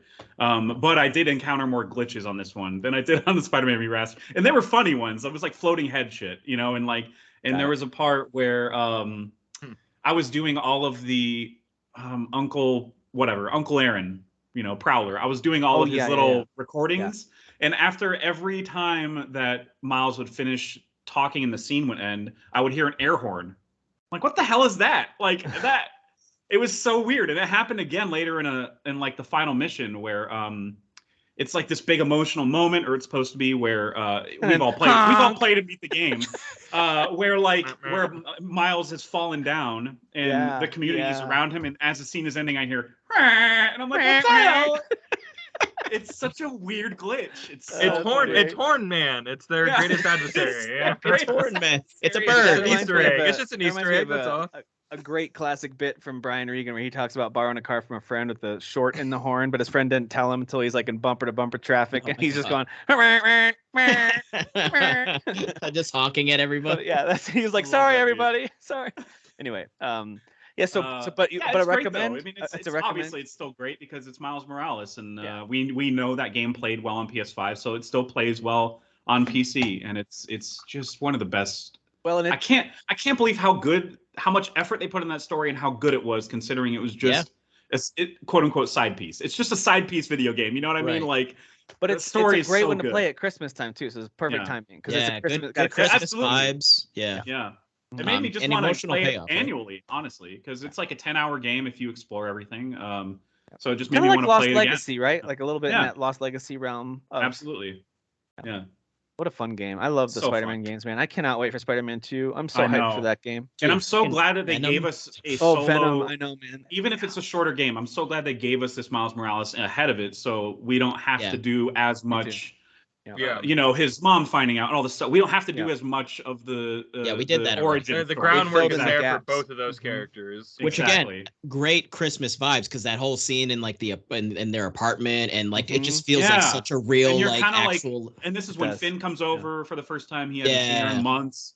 And like he's like, I'll put on music, turn on the tree and stuff. And I'm like, I just love how wholesome it's cozy. It's so good. Yeah. It's all like a warm Peter's Christmas new sweater. Face. He's not there very long, which is great. With his weird new face. Like, get out of here, Peter. With this plastic surgery, Get out of here with your white supremacist ass. Get out of here. This is not your story, Peter. Hashtag not my Spider-Man. Not my Spider-Man. Right? Yeah, exactly. Listen, there's a lot of Steam. Actually, there's a lot of sales everywhere, not just Steam. Steam has a great sale, but like every website has great sales. Sony and Microsoft and Nintendo, they all have sales on their digital stores. So make sure you're checking those out, whatever platforms you prefer. I spent a whole bunch of money on Steam and CD keys my haul included Red Dead Redemption 2. This is all on PC. Red Dead Redemption 2, Resident Evil 2 and 3, Devil May Cry 5, Jedi Fallen Order, and then a bunch of little games. Those are my 4 big ones, or five big games. And then a bunch of little games. Mighty Castles, Redo, Arise: A Simple Story, Castlevania Anniversary Collection, City of Gangsters, Arcade Paradise, and Rise of the Third Power, which is not what it sounds like. It's actually a JRPG with pixel graphics. I was going to say, I was like, what? All right. All right. It's an unfortunate title, but I played the demo last summer, I want to say it was, and I thought it was cool, and it was down to like $7 or $8. And I do recommend it. Dan, I think you would really like Rise of Third Power. Kyle, you might like it too. It's like a little bit of a Super Nintendo JRPG, turn-based JRPG. Which one? What is it called? Rise of the Third Power. Yeah, Rise of the Third Reich. That sounds like it's something. Not right. Okay. Oh, I'm sorry. Did I add that? Yeah. I say that sounds like something Hitler would play. Yeah. Das ist mein Spieler. Oh my god. He's pronounced next, not SNES. But I really wanted to have access to some of my favorites like Red Dead 2 and DMC 5 and Jedi Fallen Order on the Steam Deck. It's really cool to have this those. does look really cool. I like this. Yeah, I played the first 2 hours of Red Dead on the Steam Deck after buying it on sale. Chef's kiss on that one, right? It's just amazing. Boy, howdy, it's so cool to play that game. Unreal. Just like on that little thing. So cool. And then Resident Evil 2 and 3, finally going to give those a fair shake. And I think those are also Steam Deck verified. So it'd be fun to play those there too. I think my haul was like just 3 big games that I just realized I hadn't gotten yet on PC. Yeah. And it was like Shadow of War, Devil May Cry 5, because those were all under $5. Like you'd be dumb if you didn't have those games. You'd be dumb to not get them. Well, Devil May Cry was $9 for me. Did I not get the right spot? I don't remember where I found it. Was it CD Keys maybe? It might have been CD Keys. I think it was. I got it there for like $8.90. Yeah, it was something ridiculous. It was like it was under $5 or $10. So just get it. And what a game for that price, dude. That's crazy to me. You can play as Virgil now, which that's why I rebought it. I'm like, I get to play as Virgil. I'm totally yeah. And also, Shadow of War was $3. That is with all the DLC. Insane. Yeah, Shadow of War is like such a good. It's such a fantastic game. Like, yeah, it's so good. They added like the castle sieges in that, and it's like it's out of this world, man. So fun. And all they needed to do was more Nemesis system, but they didn't just do that. They added they added so many other things. Yeah, that game's awesome. So Mighty Castles is a very simple tower defense game. If you like those kind of games, but it's super simple. It almost feels like back when you'd play a game in a window, because that actually fires up that way. You have to make it full screen if you want it to go full screen. It's just like funny. Really old school. Basically, you have 3 simple towers, and you can upgrade them to stop the skeletons from hitting your main base. And you go as basically just survive as long as you can, and then you can upgrade stuff once you're dead, and then try again. Very, very simple tower defense. If you like tower defense stuff, there's a lot better options out there, but it was just a cheap little charming one. Redo looks super cool. I love the pixel art, but man, I'm really early in that game. I don't know how much more I'll play it because at least the early combat, I'll put that in quotes, just doesn't feel right. It's very slow. Like even the jump button, like you hit it, but there's a slight delay, and it makes you appreciate games that are very responsive. Right. And this game is just there's something about the lack of responsiveness to both swinging when you're fighting and with jumping. It's just there's something a little off about Redo. That it's too bad because the art style is really cool. And I don't know if it's a thing that you upgrade. It could be one of those things where you start out real crappy and then over time, you know, things improve. But I don't know.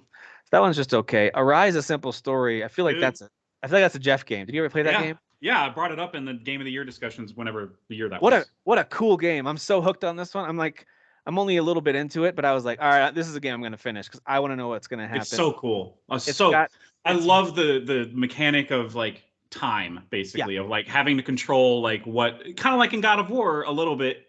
I guess it's a little spoilery, but there's a part in God of War where you have to like control the day or night cycle, and there's some of that in Rise too. Yeah, where you're like making the snow melt and the water rise, or vice versa. And it's so cool, man. The visuals are so cool. It kind of reminds me a little like some of the visuals remind me of stuff like Rime, where there's like just kind of like a lot of blank space, but it's still scenic somehow. Like it's very cool little game. I think Arise: A Simple Story is cool. City of Gangsters is a very overly complex but interesting kind of management sim. It's a turn-based, weirdly enough, management sim. Where you're in the 1920s and you're just trying to become basically a gangster. Oh, you want to be a wise guy, huh? What's the big idea? It's set back in those days. So you you have to build relationships and stuff. You have like legit businesses that you need to make money from, but then you have to figure out a way to properly hide your. I feel like I played this on Game Pass or something. Maybe this one doesn't have like, at least not yet. Doesn't have the same combat. There was one that was on. That's Game like Pass. I think the one I'm thinking of that's like XCOM-y or something. Yes, like that. There was one that was like that's what I'm thinking. Strategy game. This one's more of just like a city like a business management. Interesting. Okay. It's pretty complex though, man. Like I was doing a tutorial and I was like, I don't know if I can do this right now. Like it's cool. Like, there was nothing bad about it. I was like, this is just a lot. It's just a lot. Yeah.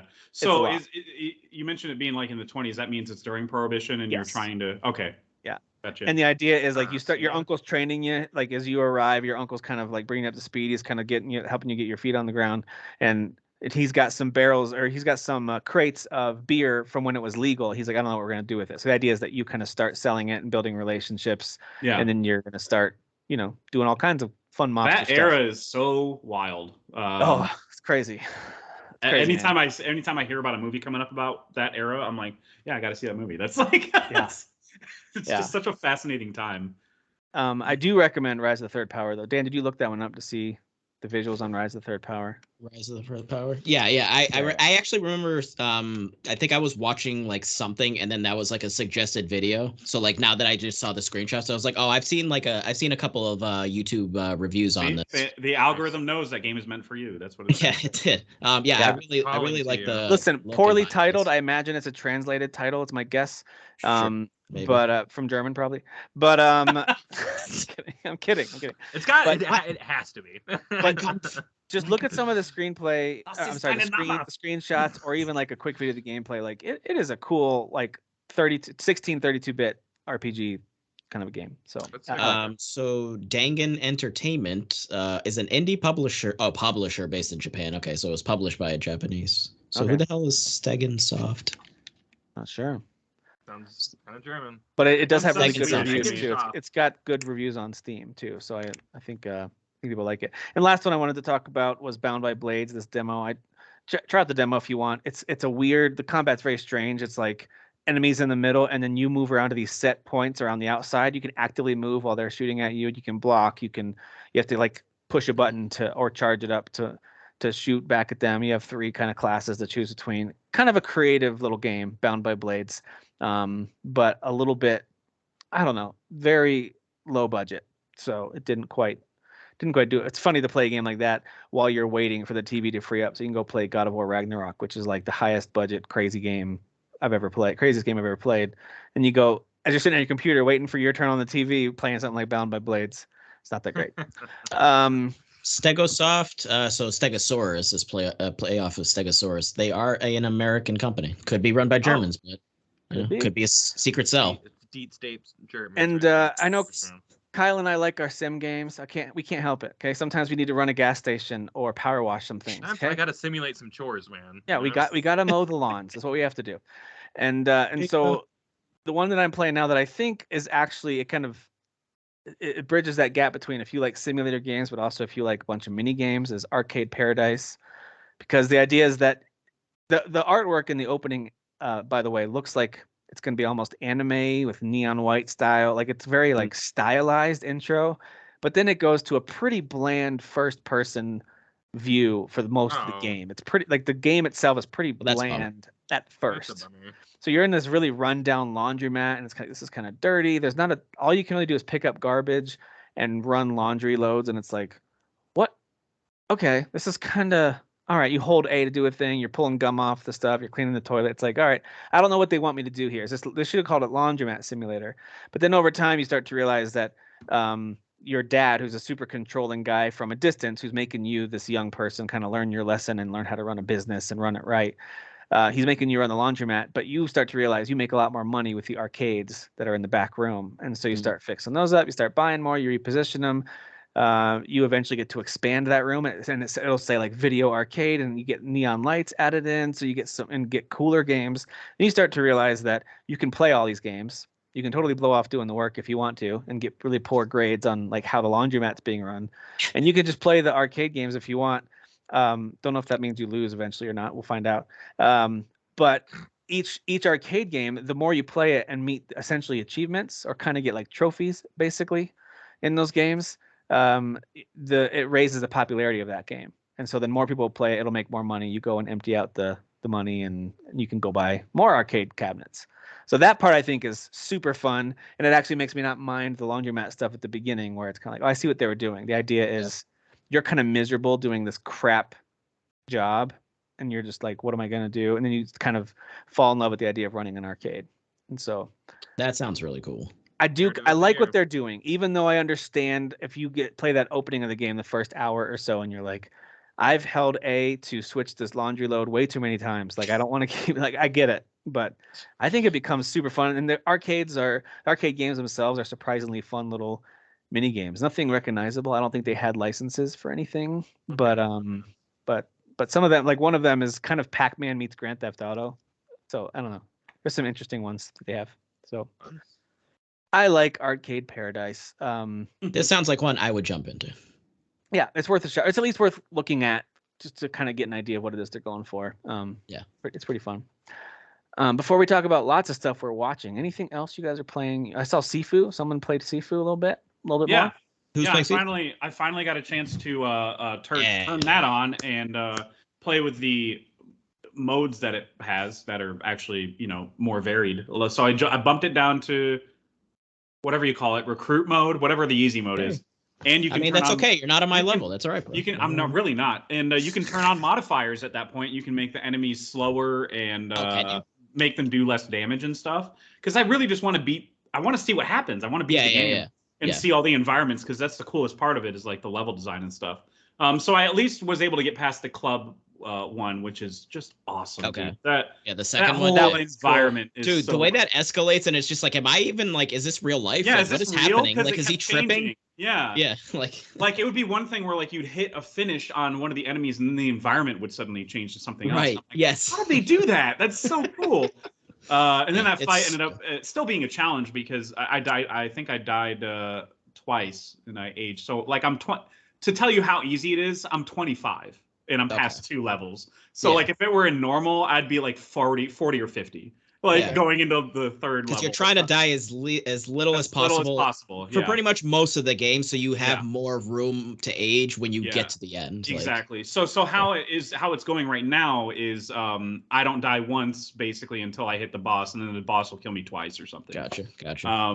So I mean these modifiers have just been like a godsend. I'm so glad they did it. They didn't have to, and I would respect them if they didn't add them or whatever. But I'm just glad I get to like experience the game a little more, and it's such a cool game, man. It's definitely it really is top 10 worthy. We'll see what happens, but I did see some video of it running on Switch. It doesn't look great on the Switch. So that's a bummer. I mean, it's not even that works, but it just doesn't look. It just doesn't look. Yeah, good. but I guess it's like maybe more of a. Is it not? It looks bad. Okay, never mind. I was gonna say I wonder if it's a performance thing because you do really need sacrifice resolution for the fluidity. So it needs to be fluid. Yeah, it needs to be fluid. So yeah, they probably ugged up. I think the frames are okay, but I'm no pro, as everybody knows on that. But I don't resolution know just game. The details like just didn't 5 frames per second. Then right. Then I know. No, you can't. Then you notice. You can't tell. You can't tell. Yeah, then I notice it. What do you stand to gain, Dan? Come on. So I earlier today, because I think it actually just came out today, I watched the Guardians of the Galaxy Holiday Special. Oh, good. We all watched it. I watched this. Yeah. So justified in the thumbnail. Good. Yeah, Guardians of the Galaxy Holiday Special. Boy, was it fun to revisit these characters again, because we just revisited them sort of in the Thor movie. They were there briefly. Yeah. But this really got to be a story that centered around at least a couple of them for a majority of it. Mm-hmm. What'd you guys think overall? Dan, what'd you think of this? I haven't actually seen it. Oh, I thought all of us had. Oh, okay. No, I said most of us. I know Kyle told me when he started it, so I don't know if you finished it or not. This isn't like affecting the MCU overall in some major way, right? Oh yeah, there's a pretty important story beat in there, but it's not. It's critical to the characters involved, not so much. Sure, it's really just one throwaway thing that's said. That's pretty critical, right? Yeah. Okay, Kyle, what did you think of it? I'm assuming I liked it. I thought it was very fun. Yeah, I thought it was super fun. I got some good laughs out of it. It's very Christmassy.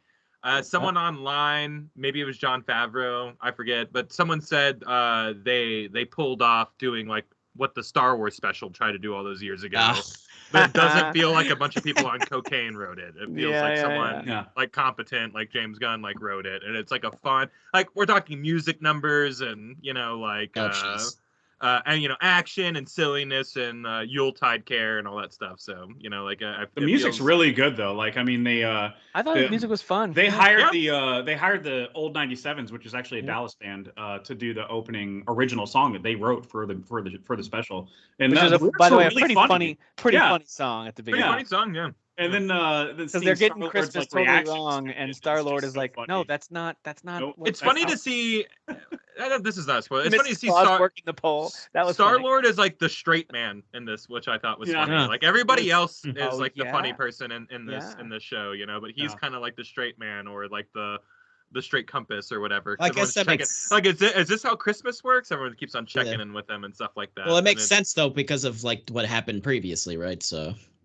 Yeah, I guess he's a little down, from. Yeah. They do reference that, like, hey, we want to cheer him up because of everything he's gone through, and so they want to give him a good Christmas. Is essentially the story. Sure. And there's even like animated portions like that. Like I'm telling you, it's a lot like the Star Wars Holiday Special, like in format and stuff like that. Trying to tell like a contained story with little segments of like music and animation. I was just pretty much all in on this special. It ended up being one of my favorite things from Phase 4, just because of it being so self-contained and like it knew what it was. Like I think I like the Werewolf by Night thing a little more because it's just I was gonna say it reminded me of that outside the box. It does. Like a one episode show, right? Yeah, like it was, but and they both kind of honed in on like the time. So like one felt Halloweeny and this one feels Christmassy. Dude, that's true. Yeah. So like they were both kind of holiday specials. Yeah. And I think my only like criticism, I guess, if I had to pick one, would be like sometimes the jokes were a little too obvious, but I think James Gunn was going for a mass appeal on this one. He wasn't so much going for like weird jizz jokes like in the first movie or whatever. And he wasn't some weird jizz jokes. No Christmas jizz jokes. no jizz jokes. Yeah, like if you found Drax and Mantis's humor to be like if you were tired of it in that second movie and then the Avengers movies. Yeah, I didn't care for it in the second movie, honestly, but it worked here for me. There's a lot more of it here. I still like it. Like I liked it in Guardians 2. I didn't love it, but I liked it in Guardians 2 and in the Avengers, and I liked it here. It's one of those things where as long as you're going in, hey, this is a Christmas special, they're just having fun with it, and it's just meant to be like a little spin-off story. Yeah. Like, don't expect like they're kicking off Phase 5, folks, or whatever. No, there's nothing like that. It's not like that. There's only like an important character thing that I mentioned that I alluded to that's pretty important to at least the dynamic in the group that I appreciated that they included in this. Because it was like a really hard. It actually got me like misty-eyed. Like I was like, oh my god, this is actually kind of hitting me a little bit. And it especially helps that like one of the actors involved in that scene is just so good and so underutilized so far in the MCU that I'm like, oh, thank God they're giving this person something to do. Because that person is a great actor. I'm dancing around it, but yes. Sure.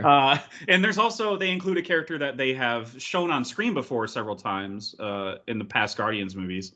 But this time the character is actually talking in this and using their abilities and stuff. And I was like, yay, we're getting this character full time maybe in the Guardians team. I'm excited. Also, let's talk about how Groot's been hitting the gym. He's looking all swole. Groot looks like a beefcake in this. Stop it. Is he really? Yeah. Oh my god, man. Yeah, he looks like a jacked up 21-year-old. Dude, honestly, it's I'm not kidding. It's like when I go downstairs and I look at my sons and I've got my 11-year-olds and 13-year-old. These little scrawny gangly things. That was Groot from the last Avengers stuff. Sure. The last song. Yeah, he was a teenager still. Yeah. A gangly, kind of sassy teenager. And then I've got my 15-year-old who's like 6'2", 200 pounds, and he's like solid. Wow. Also, he's a offensive and defensive lineman on his football team. It's like beefcake.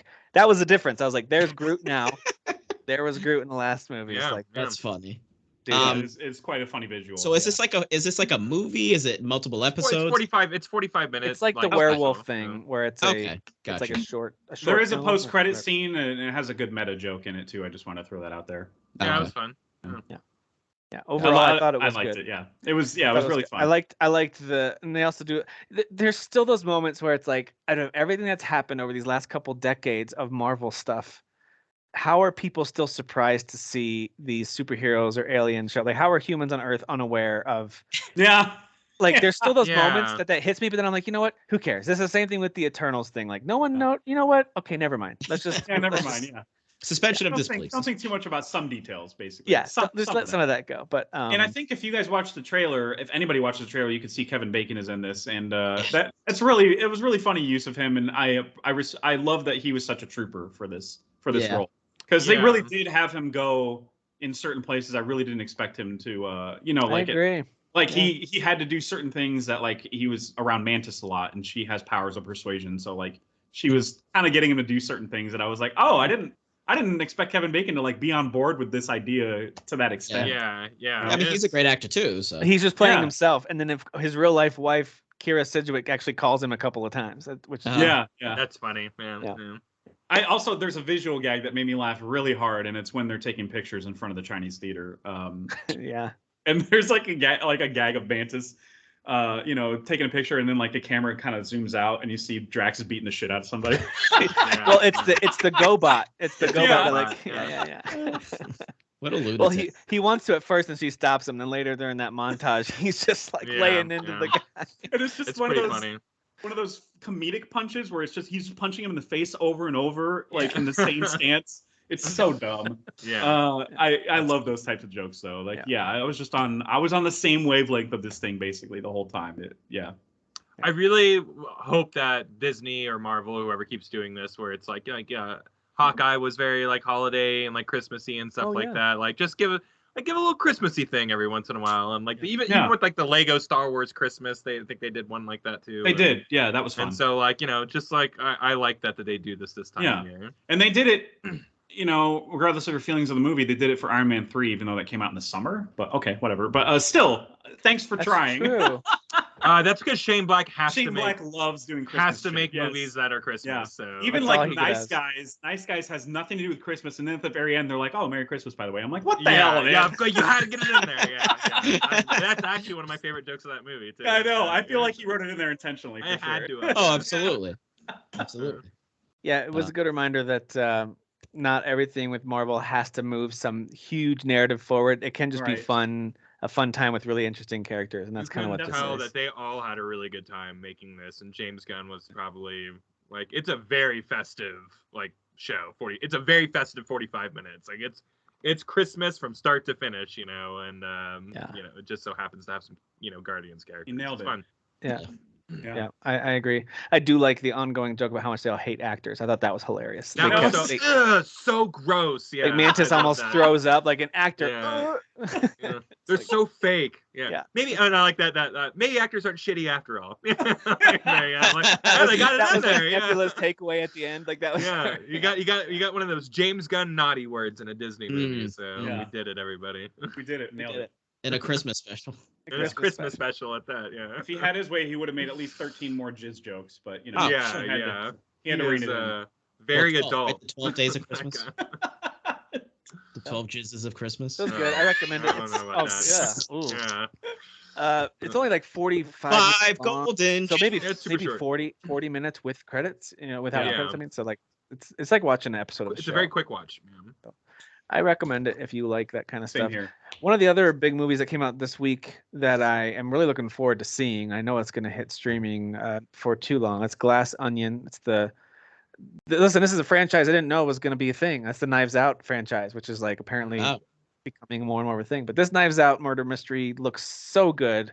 I love Daniel Craig in this role. Jeff, how is this movie? He's so freaking funny in this. He's great, man. This is it's easily one of my favorite movies of the year, dude. It's so freaking good. Watch that. I haven't watched Knives Out yet. And dude, oh my god! Oh man, I wanted to watch it. I just forgot. So good, yeah. Literally forgot about it. I feel like the first one was very successful at putting the metaphor in there for what our climate was currently like with like family dynamics and politics and stuff like that. Yeah. Okay. And the stuff is there if you want to look for it. And if you don't want to look for it, you can still enjoy the movie for just being entertaining as well. Right. It doesn't have to be that. Exactly. Right. And and Glass Onion did the same exact thing. He's including relevant topics, current events. The pandemic is talked about a lot. and he's got all these characters that are like kind of like archetypes. Like you have Batista being a Joe Rogan type character, and Edward Norton is like an Elon Musk Zuckerberg type. Kate Hudson is like a problematic model who tweets terrible things, and Jessica Hennick is her assistant, and Catherine Hahn is like the Democrat, the Democrat like politician who has questionable morals basically, and she's okay with accepting all this bad money from Edward Norton's character and stuff like that. So like everybody's got like their own like archetype that's kind of relevant, very relevant. And if you don't want to look for that stuff, that's fine. You can accept the characters for what they are at face value. That's totally fine. But it totally plays really well. There's something that Edward Norton. This movie is just more genius Rian Johnson writing, and I'm sorry if you didn't like Last Jedi or whatever. I don't want to talk about that, but I do. Let's dig in. Let's do it. Let's spend 3 hours. Hey, guys, I did some digging, and everyone loves that movie. It's fine. Did you? Yeah, I did. Also, we turned around. You dug in some weird places. That's why he did episode 9, and we have another trilogy of Rian Johnson. Hey, it's like this planet is made of salt, right, guys? Yeah, right, guys. It's made of salt. So he does this genius thing that he did in Knives Out too, where basically the smartest guy in the room is typically going to be Daniel Craig's character, and there are things that are already in the movie that I totally missed that Daniel Craig brings up later, and I'm like, oh yeah, it's crazy how Rian Johnson writes that, like where anybody on that intellect would easily catch something and be like, did you see what just happened? Or did you hear what that guy just said? It's not a word or whatever. But Daniel Craig's character will later cite it as like, that's dumb. Like you said a word that's not a word and all this stuff. You're full of crap. And like, he just brings up certain things that happen earlier in the movie that are irrefutably, they're in the movie, but they found a way to write the dialogue to where it's breezy and you totally miss it, but it makes the character Daniel Craig is playing look more like a genius for calling it out much later in the movie. And yeah, this is just like Knives Out, where you can probably predict who the person is that's committing the crime or whatever, and it's super easy to figure out, but it's more about like the journey and the jokes and the other characters and how you get there. Because Knives Out was not a surprise. When you found out who did it, it's like, of course. But you want to see the world's best detective or whatever figure it out. Like you want to see them in real time, put it together. In Knives Out, they even like the end of the first act, beginning of the second act, reveal it, like who did it, and then the rest of the movies, just about. Like, there's an old character that says the name of the person, like. Yeah, it's Knives Out, and you're like, oh, that has subversion that Rian Johnson's so good at, where he's just like, it's not. This movie's not about that, Yeah, exactly. About all this, the movie's not trying to be smarter than the audience, I think. In many, like similar Knives Out and Glass Onion, both. Like they're both not trying to be whodunits that are smarter than the audience. You'll never be able to guess who did it or whatever, because we can all guess for the most part who did it, like right away. Like who's the person that you get the evilest vibes from? They probably did it. So it's really just about the writing in between all that stuff that really makes it just such a great watch. And the set is just way extravagant in this one. The first one was just like at a fancy mansion in like what looked like upstate New York to me. It looked like some type of upstate, whatever, really nice foresty area, whatever. That was fine. Like the set was great, and Hitman had a great level kind of based on that a little bit. Yeah. This one is way more like they go to a secluded island that Edward Norton owns, and it's got like this crazy glass mansion with a literal glass onion at like the top of it. And it's just so extravagant, like all of the artwork that they were able to put into it and stuff like that. The production design is just so freaking amazing. Yeah, I can't get this movie out of my brain. It's so freaking good. It's probably my favorite one that I watched of all the new ones that came out. And I'm still seeing one. Peacock eventually. Netflix bought this Netflix. one. Okay. Yeah, and it's coming out like Christmas week or something on Netflix. Sweet. The deal that they had with Rian Johnson was, fine, we'll give you a theatrical release, but it'll just be for a week. So it's only in theaters for a week right now.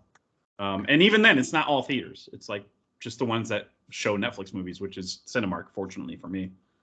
So I was actually, speaking of movies, I was looking through movies I've seen recently. Thanks to Letterboxd. I love looking at Letterboxd. Dude, I love Letterboxd so much. Yeah. So I'm like, oh yeah, I did see that this year. So I was looking through movies I've watched this year, how I scored them at the time, and do I still think that? You know, now that it's processed a bit. Yeah, mine changes over time too. Yeah, and I'm like, oh, I gave it 3, but why didn't I give that like 4? That I liked that a lot. Like, why was I so harsh? Was I in a bad mood that morning? You know what I mean? Like, you just want like, I don't know. Anyway, so I was just ranking. I was kind of like ranking my favorite movies so far this year. I've seen very few, but the ones I've seen, I was just trying to rank them. And then I just thought, hey, we should do this for Game of the Year, where like in between, like to take a breath, just like here's our personal lists without ranking together, just like what were your favorite movies, TV shows. But then I got to like the Guardians of the Galaxy thing and the werewolf thing, and I was like, I don't know what these are. These aren't TV Yeah, I know. shows. How do you movie? Yeah, there's not a lot of those, but there's every once I'm like, what is that? It's like a I guess it's more it's of a kind of like last year for me. It was Bo Burnham's Inside. I'm like, how the hell do I put this in anything?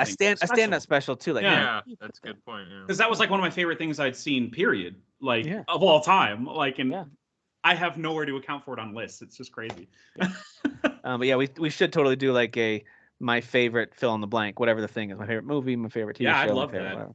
Gotta do that too, because there's been a lot of good ones. My top 5 hasn't changed since July, really. Like, I just did this change it? No. Oh, I thought this was like your favorite movie. It's in my top 10, but it's not top 5. Top 5 is Everything Ever All at Once, The Northman, Batman. Like, I mean, it's still the same shit we've just seen. Like, dude, those are in my top 5 too. Those are amazing movies. Nope is up there still. I still love Nope. Top Gun Maverick it's growing. My love for that movie is growing, and I've seen it one time.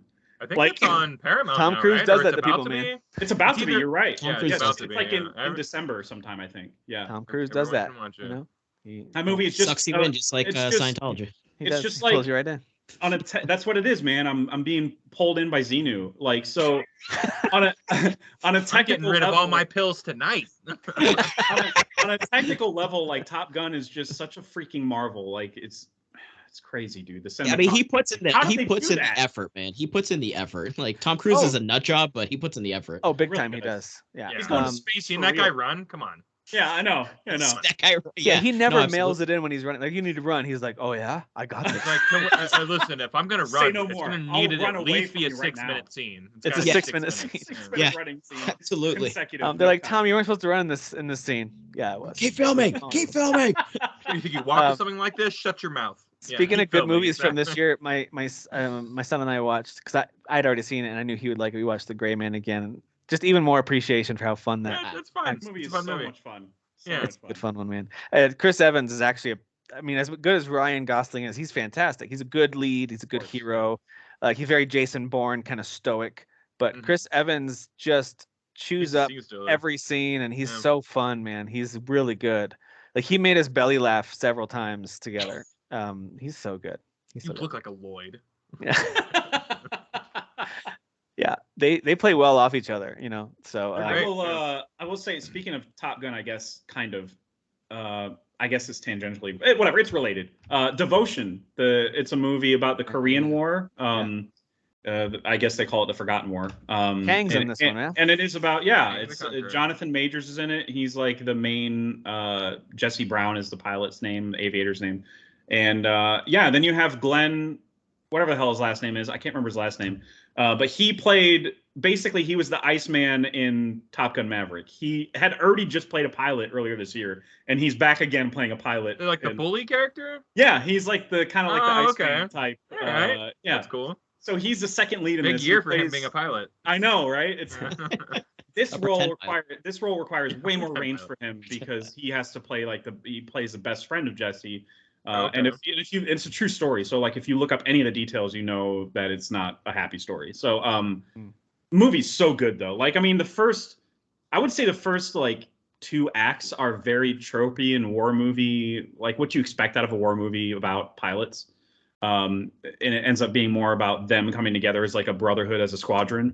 So you're not really like, there's no action really. And then the 3rd act happens, and I feel like it just made the entire movie like great. Like, wow. That's cool. There's a part where Glenn's character, whatever the hell that guy's last name is, I feel like it's something very Glenn Iceman, just generic. Go with that. Iceman. Glenn, like Russell or something like that. Glenn Iceman.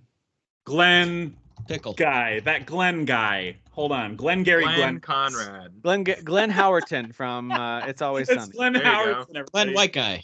Powell. Glenn Powell. I told you it was generic. Powell. So there's a moment where he decides, okay, I have to just crash land this plane to help this dude out. And as soon as he decides that, the camera doesn't cut to when he just makes the decision, and you see his plane, and like as it's like you see it land, and the camera doesn't cut as he's struggling to get out. Camera still doesn't cut. Camera doesn't cut as he's running. It's so incredible. Like I don't know how they did that stuff, man. Because I know they didn't shoot this as practically as Top Gun. Like Top Gun, you know that they shot it like they for real flew those planes. I have no idea how they did it. Because Tom Cruise won't let him do anything. He's like, we're gonna do it for real. Like, well, Tom, we don't have to. We're gonna do it for real. Okay, I guess. And maybe this Glenn Powell guy was like, no, trust me, we're all gonna fly this for real. I got this. Tom Cruise showed me. Yeah. Transfers right over. And then like everybody was just a ball of tears by the end. It's a very moving movie. Movie. Yeah. It's a movie. Puts the movie. Well, I mean, it's called Devotion, which just has an emotional connotation to it already. So right. It's really good though. I mean, if y'all like that type of action war movie, I do. Stuff, I'm excited to watch that one. Into it. Yeah, it's a Sony movie, so that means good luck finding it somewhere on streaming. Basically, yeah, they don't have a streaming service. Well, I mean, like every once in a while, like it'll be on Netflix maybe, or it'll like it depends on who buys it, right? Or HBO might pick it up or something. So right, yeah. Speaking of emotions, just throwing this in here because I should have just said it in the beginning just to get it out of the way. Nothing to do with movies or TV shows currently at the moment, but TV show in the past. Jason David Frank, aka Tommy Power Ranger. Tommy Oliver, R.I.P. He died. What was it, like a few days ago? Mm-hmm. So goddamn, dude. Like I'm like still literally in shock because of they said that it was suicide. Is that I think that's confirmed, right? I've heard that too. I've heard that too. I don't know if it's confirmed, but that's that's what everyone's reporting it as. Which you can probably take that, as pretty conclusive. And he was only 49. Like he was not, he's not that old. Like it's I mean it's kind of like it echoes a lot of like the Chester stuff where both of those guys were both like really charitable, and what's his face from the Audio Slave, why can't I think of his name? Chris Cornell, thank you. He also before Chester I thought he overdosed. I think it was I think he hung himself also. Oh wow yeah Jason David Frank was still in a good not mentally, but he was still in a good place with at least the culture of the nerd culture and stuff. He was still doing the cons, putting in the work. He was. He's filming, visiting fans and stuff like that. He loved talking to fans. He was like, "I'll never get tired of this. Like, you guys make me feel so valuable." Wasn't he still in the process of filming a movie? Like, wasn't he right? Or I think it's in post production now. It's like the White Dragon. It's like this like spin-off, like kind of original thing. It could still release that. Oh, cool. Yeah, it says on his wiki. It says that's a 2023 movie. So So I think that like all the filming was done. They're just doing like whatever post stuff that they need to do. Gotcha. But it's just like I mean I have literally the freaking here. Like I loved Power Rangers. Power Rangers was really important to my childhood. Same here. So it's just like hearing that I was shocked. Unbelievably shocked. I was like, I just would not have seen that coming. I don't know. I guess I didn't really follow him social media wise like too much, but I would occasionally I followed his like fan page on Facebook, which he would like update himself. I think it was just him running that. Cool. Yeah, but even then, like a lot of times you're not gonna see anything that would tip you off that there's a problem. Of course not. That's a personal thing. Like also Dan, you might have mutual friends like I do that have actually met him. Like I mean, gone to conventions and done pictures. The autographs. They've done all the stuff with him, and they just love him to pieces because of that. So there's people that are even more torn up because they had a personal experience with him. It's so weird when it's like that person that does that. If it is in fact suicide, it's like on the outside there's this. Depending on the level of it, like they're projecting so much positivity to sometimes maybe not as much, but like when it is someone like him where it seemed like it was, he would go, would go to the cons. It's not like with Chester, it was like, well, have you heard his lyrics? Like, right. It was a lot of pain from his but he did so much good though, in terms of charities and stuff like that. So it's like, while he was hurting loudly and maybe Jason David Frank was maybe hurting a little more quietly. Like these are both guys that gave so much to like their communities and their respective fans and stuff like that, and it's hard it's hard to get into the brain of someone who is suffering so silently like that. And I mean, you had it with Robin Williams. Y'all are listening, like reach out, if y'all Robin Williams was Anthony Bourdain. Anthony Bourdain, Bourdain's was definitely like, I remember I'd never kept up with him like at all. But hearing about the notes that he wrote leading up to it and stuff, like I think he was writing a book or something.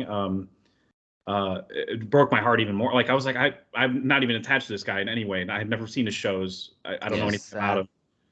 It's just so sad. Who was the guy you just mentioned before Anthony Bourdain? Oh, Robin Williams.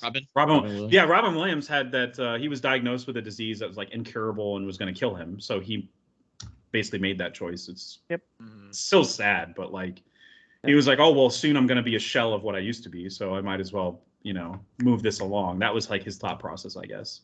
Yep.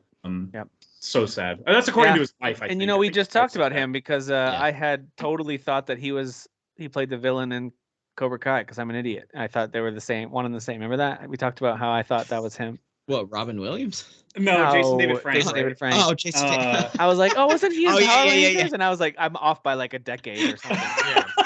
I don't remember that. I don't remember now. The only similarity is that they have ponytails. Like that's literally the only thing in common. And he used to have one when he was in the show at that time. They both do karate and kind of cheesy things that are still likable somehow. Like they have black ponytails. Come on, everybody. Come on. No. But I mean, I'm a racist against white guys.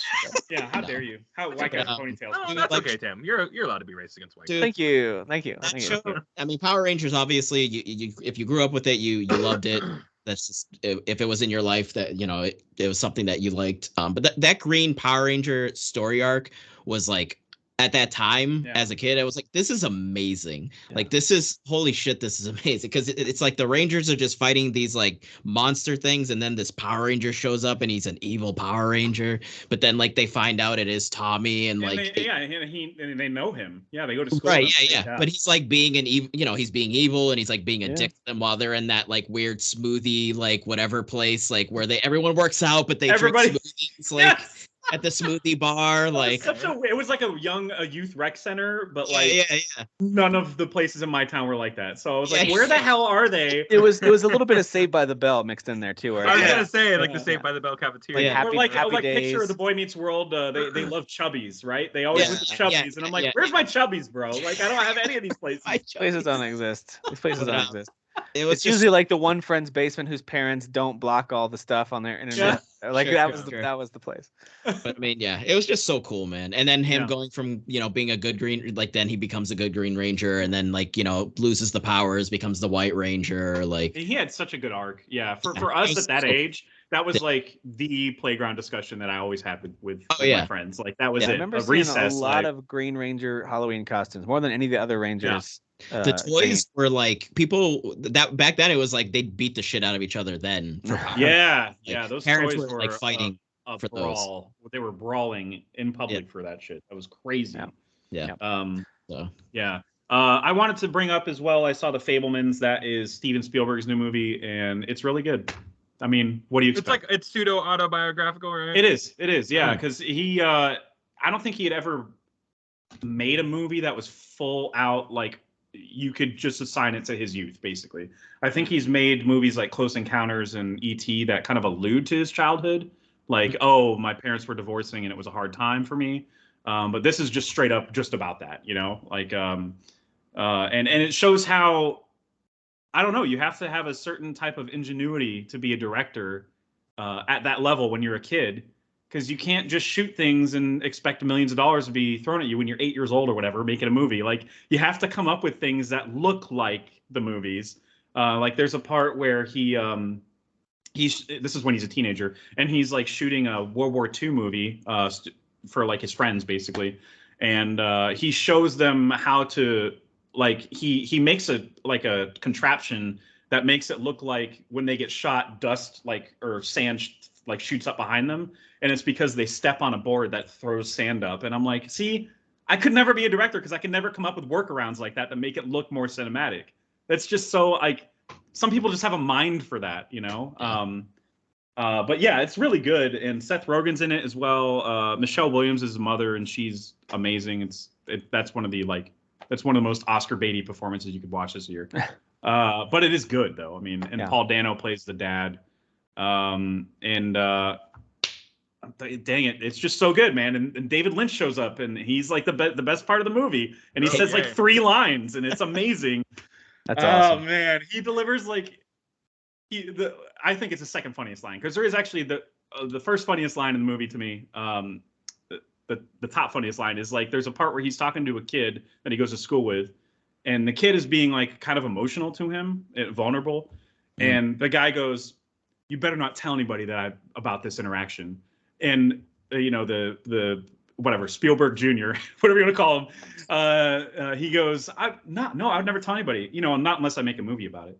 I mean, but I'd never do that. I would never make a movie about awesome. this. That's great.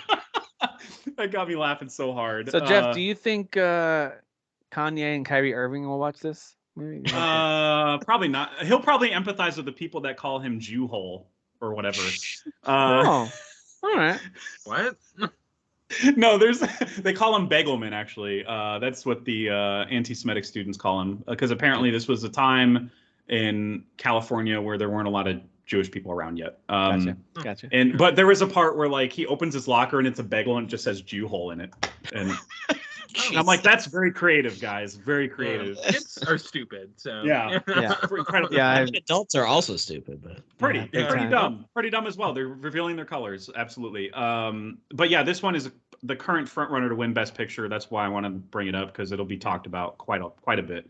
It's not. I want Everything Everywhere All at Once to win Best Picture. That's not winning. Dude, that movie, Jesus. The movie's too weird, though. It's not going to win. Wacky. Yeah, it's in all the right ways. It's absolutely. It's wonderful. Yeah. Not Jamie Lee Curtis needs to win Best Supporting Actress for that. It's currently in the betting odds. Everything Everywhere All at Once is number 2 behind Fabelmans to win Best Picture. Really? So it could. That's but surprising. Don't forget, Avatar 2 hasn't come out yet. So wait till that one comes out. Guys, have you seen Avatar? Can we talk about this Way of Water? All right. Way of Water. They have waters there. They have bottled water in the water. They have a whole ocean full of water. The whole planet water. I did unironically get a ticket to see it in 3D. That way, I can talk very specific crap about this movie, and people won't be able to say, "Well, you didn't see it in 3D in the theaters." Sure. I can be like, "Yeah, I did," and it was still mediocre. Well, James says that you have to, or he will have no money. So well, since he said that, so I have to obey him. But we my kids do want to see it. The idea of it being in 3D will be fun, so we will go see it. But it's probably gonna run me about $100 just for tickets. Jesus. Yeah, it's gonna be a lot of money. Yeah. So it's gonna be fun. It better be. I got good. a discount because I got. Tim's like, it better be good for that. Listen. I know you guys love to crap on it. It's fine. You do you. I thought the first Avatar was fine and entertaining. If it has to at least meet that like swimming in sevens, like what I think the first one was kind of a swimming in sevens. This is fine. It's tropey. It is what it is. But boy, was it kind of fun to see in 3D. That's all I want. Like, please at least be that good. It'd be cool if they could recapture that, at least magic everyone fell. At least make it that. Even if I'm like, oh, I've seen this story before, that's fine. Even if I'm like, oh, these characters aren't really doing too much new stuff. Just don't be god awful, please. Over 3.5 hours, and he's on this weird marketing campaign. Oh my God, stop it! It's his over 3.5. His anti-marketing campaign. You mean? Yeah, his marketing campaign. If this movie blows, he's already apologizing for it in his own way, because he's still being cocky. Yeah. But he's still like going, if it's not the third highest grossing movie of all time, we're just gonna cancel all the other movies. Yeah. I'm like, what kind of marketing is this? Like, I know. It's a kamikaze marketing. It is. It might be brave. And I don't know. Maybe I don't understand it. Maybe I'm just his other stories about like talking to executives, and he's like, you just don't. You have to love this movie now or get out. Like, and I'm like, you're not making yourself look great at all. And we are in headline clickbait culture. Like, we're in the thick of it, bro. But he's always been chill, right? He's always been that way, right? He has, but now we see it way more because of social media. He's always been that way for sure. Absolutely. Yeah, dude. I don't know. Yeah, we'll see how it goes. But totally kidding. Is his wife putting out literally this year as well, so they can like fight at the Oscars she's not. Again? Yeah. Dang it. Yeah. Unfortunately, no. And it's funny that she won that stuff, and he's like having to be like. I know, I love that. Yeah, that was my favorite thing. Hurt Locker like winning everything, and him just sitting there in the crowd, like being like, "My blue movie didn't win anything." My blue movie. Oh my god! I guess I blew myself. Giving golf claps to his wife. All right, guys, let's jump into a few headlines and wrap up our convo here. Do you want to hear anything about Microsoft and the Activision deal? I only included. I didn't include anything about where the UK is and what Sony's been saying, I thought it was interesting that the US government is now wanting to get involved, because that's what the FTC is, right? The Federal Trade Commission. Yeah. And so they're talking about filing antitrust lawsuit, and that's here. So like that's not the UK, that's new. What about Windows? Like, I mean, and I know there was stuff happening with like Windows and all that back in the day, right? All that monopoly talk, but like nothing happened, right? Everything was fine. They got what they wanted. Let the Disney deal go through. It would be so like incredibly phony and like sanctimonious of them to be like, oh, we can't allow this one deal to go through. But Dan, Disney I forgot about Windows. Yeah, Windows was. I didn't remember that about Windows. Yeah, back in the day. Yeah, where Windows is like your default operating system across essentially every PC manufacturer. That's it. You have two OSs. And so talk about a monopoly. Like that's insane. And yeah, Disney with all their like this isn't even close to any of those things, man. Like I know the amount. I know the amount is high, but like.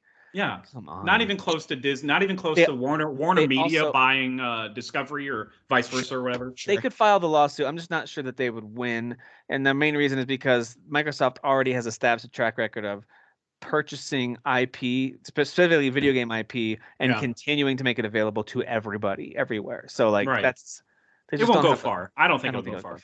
I'm curious. Like again, right now it's that goddamn PS3 energy, beginning PS3 energy. It's like if this keeps going and they keep whining about it, like how much is this going to hurt them in the long run? That's what I'm curious about. With how mad people get and they just like all Sony has to do is just figure out a way to villainize Xbox in the headlines, and that's what this last 3 weeks has been, is them following different like weird quotes and weird figures to villainize the other. And like I have a feeling like the court of public opinion is going to matter a lot in the long run, and like I feel like a lot of the maneuvers that both sides are doing are to gather that like that ruling for the public of court opinion. I think it's gonna end up like tipping whatever in whatever way. If people go, hey, no, Sony's right, this is out of control or whatever. If you have enough people saying that, like it could change or sway some FTC stuff. will probably just do a Twitter poll, because that's how you make big decisions. That's you just do a Twitter poll. I thought they need to have the little bird. Hey, at least Elon and his Twitter polls, dude. Just do a Twitter poll, guys. It's fine. Just do a Twitter poll. There's no bots now. Just do a Twitter poll. There's no bots. You gotta pay $8. You gotta pay $8, and then you pay $8. You're verified. There's different ones now, right? Isn't there like a gold one now? There's a gray one now. They haven't done that. They haven't implemented it yet, but like companies will be gold or something, and then like politicians will be poop brown. I don't know. So I mean, it's gonna be all different colors. It's dumb either way. I'm so glad I'm out of that website. Like I'm just there to check headlines and check my messages, because I do have a thread going. Okay, sure. I don't have any really personal interactions on it, at least very, very rarely. It's completely like sports and video game and entertainment and sometimes politics, but mostly just headlines of stuff. That's how I I just scroll through for headlines and for funny stuff. And I do want to be in the know about what Twitter is bitching about now. Like, because I mean that happens every single week. There's like a new thing they're complaining about. The WWE 90s memes account is still one of my favorites to follow, because they put up some of my favorite stuff. Oh, absolutely. Let it sink in, guys. Let it sink in. Yeah.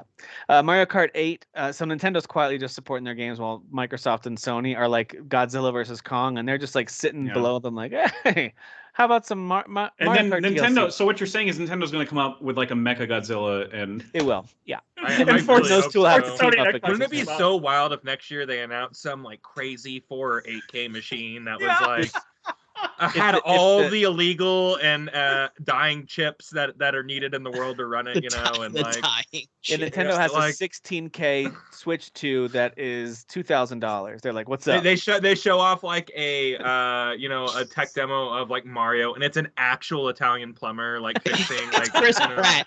It's out of this world, and they're like, and they totally usurp like these two idiots who are like more villainous towards each other than ever. Like I've never seen them being so petty. It's so great. I love it. You go to the movie theater when Mario comes out, right? And then you absorb into the screen, and you're in the Mario movie. You're there. And you're Miyamoto's there. He's like, welcome, he's shaking your hand, And now you're. I haven't made anything new for 15 This is Nintendo 2. You're like, what? Yeah. Nintendo 2. They're adding a whole bunch of courses in Wave 3. There's 8 courses across 2 circuits, which sound pretty cool. So listen, this is one of those things. I did buy this pass, and it's been fun so far. I've got to get back on Mario Kart 8. What a good game. We were talking about this in our chat, where it's like Mario Kart 9 is not even needed. Like and Kyle brought up the point that all it's going to do is make people complain that it doesn't play the same or they changed whatever. The drifting's off. But like Mario Kart 8 is like stuff like Mario Kart 8's like the perfect version of this, and so just keep supporting this thing in perpetuity. It's fantastic. They did the same thing with Smash Brothers, where like years and years and years later, they're like, we're bringing Sephiroth or whatever, like it just it kept on going and going and going. So I want them to add Elon Musk and his special weapons at sink, the kitchen sink. Man. Dude, I'm telling you, Elon Musk is coming to multiverses for sure. Oh my God, God damn it! I mean, he took the Twitter poll and the dev listened to it. Right. Kyle, I also just realized we didn't do multiplayer yet or co-op. We'll do it. Yeah, we'll have to do it this weekend or sometime next week. Like I love that. We I literally didn't get a chance to do it for Evil West either, unfortunately. But yeah. So we're both in a co-op drought.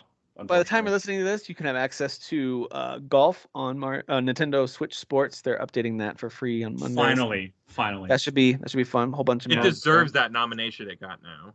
Yeah, exactly. Did it get anything? Yeah, family. That's right. Family. I think it's just family. It's about family. Both Sony and Nintendo have absolute home runs in terms of sales with their mega franchises. I think they both broke internal records. I think Sony had their best-selling game in its first week with God of War Ragnarok. I think it's their best-selling first.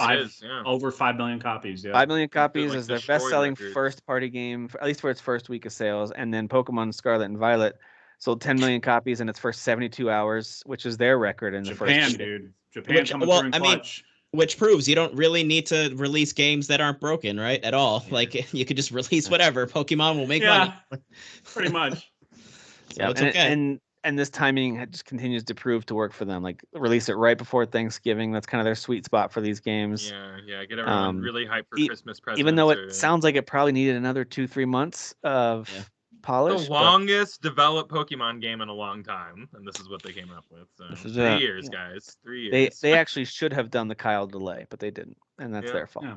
I wonder if Arceus was what got in the way. I wonder if there was too much going. I think that was a different team, but I still would. There's resources, guys. It's all about the resources. I would want to look that up. They should ask people like us if they, need advice. Absolutely. And we'll we tell should take them a you're poll. using We should too take many a poll. resources. A Twitter poll. We'll get on one of those Elon polls, and we'll really get to the bottom of this. Pokemon Elon poll. Vox Populi or whatever. So listen, it goes to show that reviews do matter. They do. But in the end, like a huge brand name is just gonna win. And God of War and Pokemon both totally won. I'm more livid at this point that Pokemon Scarlet and Violet is scoring, if you look at Metacritic, is scoring better by like 10 points than Gotham Knights. It makes no sense to me. It makes no sense to me. Well, according to the internet, they're both unplayable. And I promise you, Pokemon is way more unplayable than Gotham Knights. I promise you. But Pokemon has Batman in it, so it does. Yeah, it's got Gotham Batman. Knights. Batman's dead. Sorry. Yeah, he's gone. He's gone. He did. Yeah, he gone. Oh gosh. So hey, great news for mostly just for Tim. I don't know if anyone else cares too much about this, but Mistlands finally gets a teaser trailer. Yes, they're still working on this game. Well, Tim, I care. I mean, maybe I don't play as often still as you do, but I can. So Valheim has this Mistlands update. It's now in public testing, which means that it should be pretty close to a public release. They usually do public testing for a few days, although this is a pretty major update. I think with Hearth and Home, they took about a week of the public testing. So I would imagine at least before the end of the year, hopefully within the next week or two, we'll see it released fully. You can sign up at any point. It's an open beta essentially, so you can they give you steps, and here's how to get access to the public testing version. I'm just going to wait until it releases officially, and then Makes sense. Everyone knows that Miss covers bad draw distances, so this game's a 2 out of 10. We all know it. Yeah. That's the take I didn't expect, but I needed. Right? No, I'm so excited for this game. I didn't play much of the first one, but I think that this is a game that just keeps on showing off stuff and that is very smart. There's magic now. It feels like way more occulty stuff going on in this version. Some creatures there that I was like, whoa, I haven't seen anything like that in this game yet. It looks. My dad and my brother play this a lot. This is their game, and they are hyped for this. Hundreds and hundreds of hours, probably maybe even more than you, Tim. I'm like, seriously, it's that much. It's like adult Minecraft, pretty much. Yeah, my numbers are pretty rookie compared to the folks who really get into it. I think the total hour count is like in the mid 400s somewhere for me. So that's That's a lot. Like that's good. It's a crap ton. There might be 2 games ever that I put 400 hours into. So, I think there's probably been a couple. Like I think something like Rocket League, or maybe back in the day, the original Call of Duty Modern Warfare. I might have done.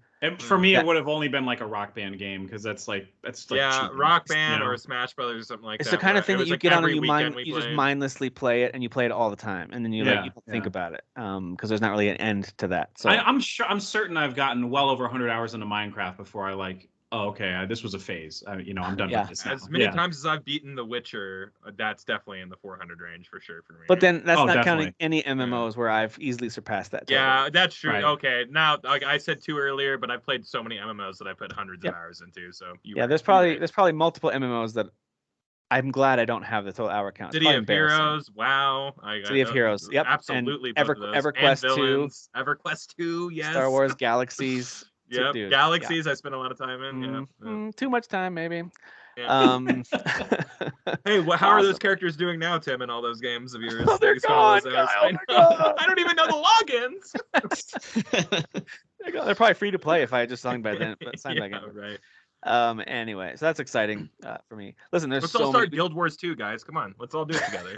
Dude, we all have time. Come on. Oh, 14. We're playing 14 together. Get out of here. Ubisoft is getting its games back on Steam. Speaking of Steam, with all of its sales that are going on right now. By the way, there's a sale for Valheim if you want to jump in on that. I think it's down to 13 on Steam. If you don't own it yet, you can give it a shot. Well worth the price. 90% of the stuff on your wish list is probably on sale right now. Everything's on sale. Yeah, pretty much. And I think most of us have the same approach to it, where it's like it's an instant buy. If you're like, give me 50% or more off, I'll probably grab it if it was on my wish list already. And there's a lot of like 30 and 40% off that might be worth snagging. I think 2 that I recommend are Valheim and V Rising. Those are both in technically still in early access, but they're both very complete experiences. They're really, really excellent. Team Ninja is considering reviving Ninja Gaiden and Dead or Alive. I'm excited about one of those. You can decide which one would make me. Dead or Alive, obviously. Dead or Alive, Tim. I know your thing, Tim. Is it a beach volleyball game or is it Dead or Alive proper? Oh, that's a good point. If it's not volleyball, then I don't want it. Is what I'm saying. Yeah.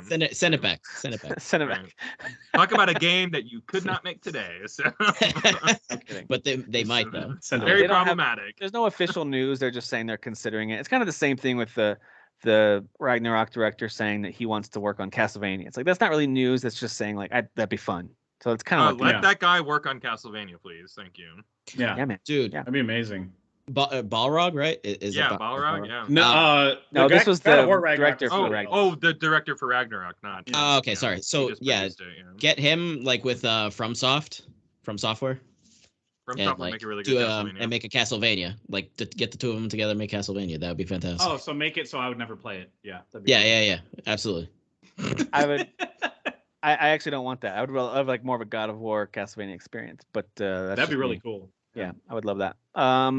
Lots of sales. We talked about that as well, and I don't know why this is even being brought up by these console makers, but they're saying 2028 would be the earliest you would hear about launching another console, and I'm like, please don't hear about it at all, dude. Don't do that. I'm glad that internally PS5 Slims are coming out next year. I'm like, they better not be. There better not be anything like that coming out next year. You better get these regular ones out. Right.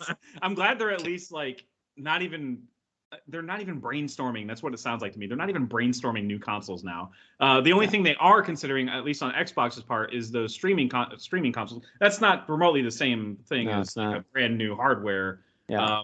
That's like. Well, and Microsoft can just call it Series something. That they do have that going for them, whereas Xbox would have to do PS5 Pro or something. If they wanted to do very curious what the Series P would end up being. Series P, maybe Series N. They'll just call it Series LOL and just leave it at that. Series LOL. Xbox Series LOLs. Gotcha. Series positive. Yeah. I think these came out because of the that dumb investigation that the UK regulator is doing, and like both companies were kind of forced to put forward like documents about where they are. I mean, there's always a small team working on the next console, the second, but it's so like just talk. Like, it's nothing, you know. Cerny is sitting in a room with like 2 people.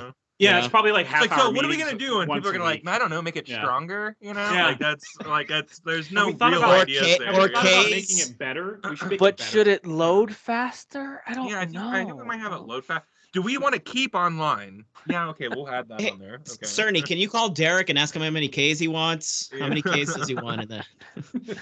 25 Ks. 25. Give me all the Ks. So yeah. So there you go. And I think Nintendo is just going to wait for all of you out there to stop buying Switches. And then they might make another one. But stop buying them. Stop buying them. And then they'll keep buying them. I don't want to buy a new I'm sick and tired of this. I don't know. I kind of want to switch too. I do want to. I'm with you. I cannot wait for you guys to wait and not get one. Listen, I got it. All those launch. Lotteries are definitely not going to win. I got it on launch, baby. I got it and never get one. Kyle, I got it on launch, baby. I got mine at launch too. Yeah. You know, back when systems were able to be purchasable at launch. So that was a long time ago. That feels like, and that was only 5 years ago. That feels like ages ago because like the experience since then, you're right, has been an absolute nightmare. Except for Steam Deck, that wasn't too bad. It was just like Steam Deck was lovely, and apparently the Quest 2 was supposed to be really hard to find. But I walked right in and grabbed that, and people were like, "Dude, you could have turned that around, sold it for $1,800." I'm like, "What?" What? So yeah, apparently, you know, ever since COVID and all these like chip shortages, it's when is that going to solve itself? Yeah. I mean, what are we supposed to do about that? Yeah. It's not. The Earth is dying, Kyle. Yeah, we are running out of those minerals. That's the problem. Yep. So. It's funny. It's almost like these different companies are like different airlines. Like some airlines at the airport, like Southwest, have very orderly, sensible lines. You line up on this side, and it's number and letter based, and it makes sense. And they get you on the plane, and it makes sense. Yeah. It just makes sense. Some of them are just like, everyone stand up and just line up, and the line will just take whatever form you want it to take as you work your way, as it works its way out into the lobby, like into the. Anyway, it's crazy. You're talking about Spirit Airline. That's what you're talking about. Spirit. Frontier. Oh, you just bought a ticket? Oh, your flight's delayed now. Yeah. JetBlue. Actually, there was never a flight. You just bought a ticket that we didn't have a plane for. I've had that one happen to me. Oh my gosh, dude! Wow. It happens all the time. Like the flights will just get canceled or changed or rearranged, and they are so shitty. Like you get what you pay for. So yeah, pretty much. You do. What did you expect? You bought a ticket for $14 to go to Ireland. And they use like the oldest planes. Like those planes fall out of the sky, guys. Like pay a little extra for your airplane. Like you really want to pay a little extra money. Is it a UFO or is it a Spirit aircraft falling from the sky? That's the real question today. That's a good point. Good question. All right. Well, thank you guys for being here. This is a good one. This is good chat. Next week we will. Oh, we already did our predictions, so we're not going to make predictions next week. I don't know what we'll do next week. Actually, I'm not going to be here, so you guys can decide. Yeah, we'll figure it out. What you do next week. We'll do a quiz or something, maybe. I don't know. There will be some new games, too, to chat about next week. And then a lot, yeah. We'll get in after that, we'll get into Game Awards reactions and wrap up the year. So I'm looking forward to it. Lots of good stuff ahead. Thank each of you for being here. Thank you, Derek, for making time away from your boys to come hang out with us, too. We'll see you guys next time. Hey, Ben, my child. Sorry. Twitter polls.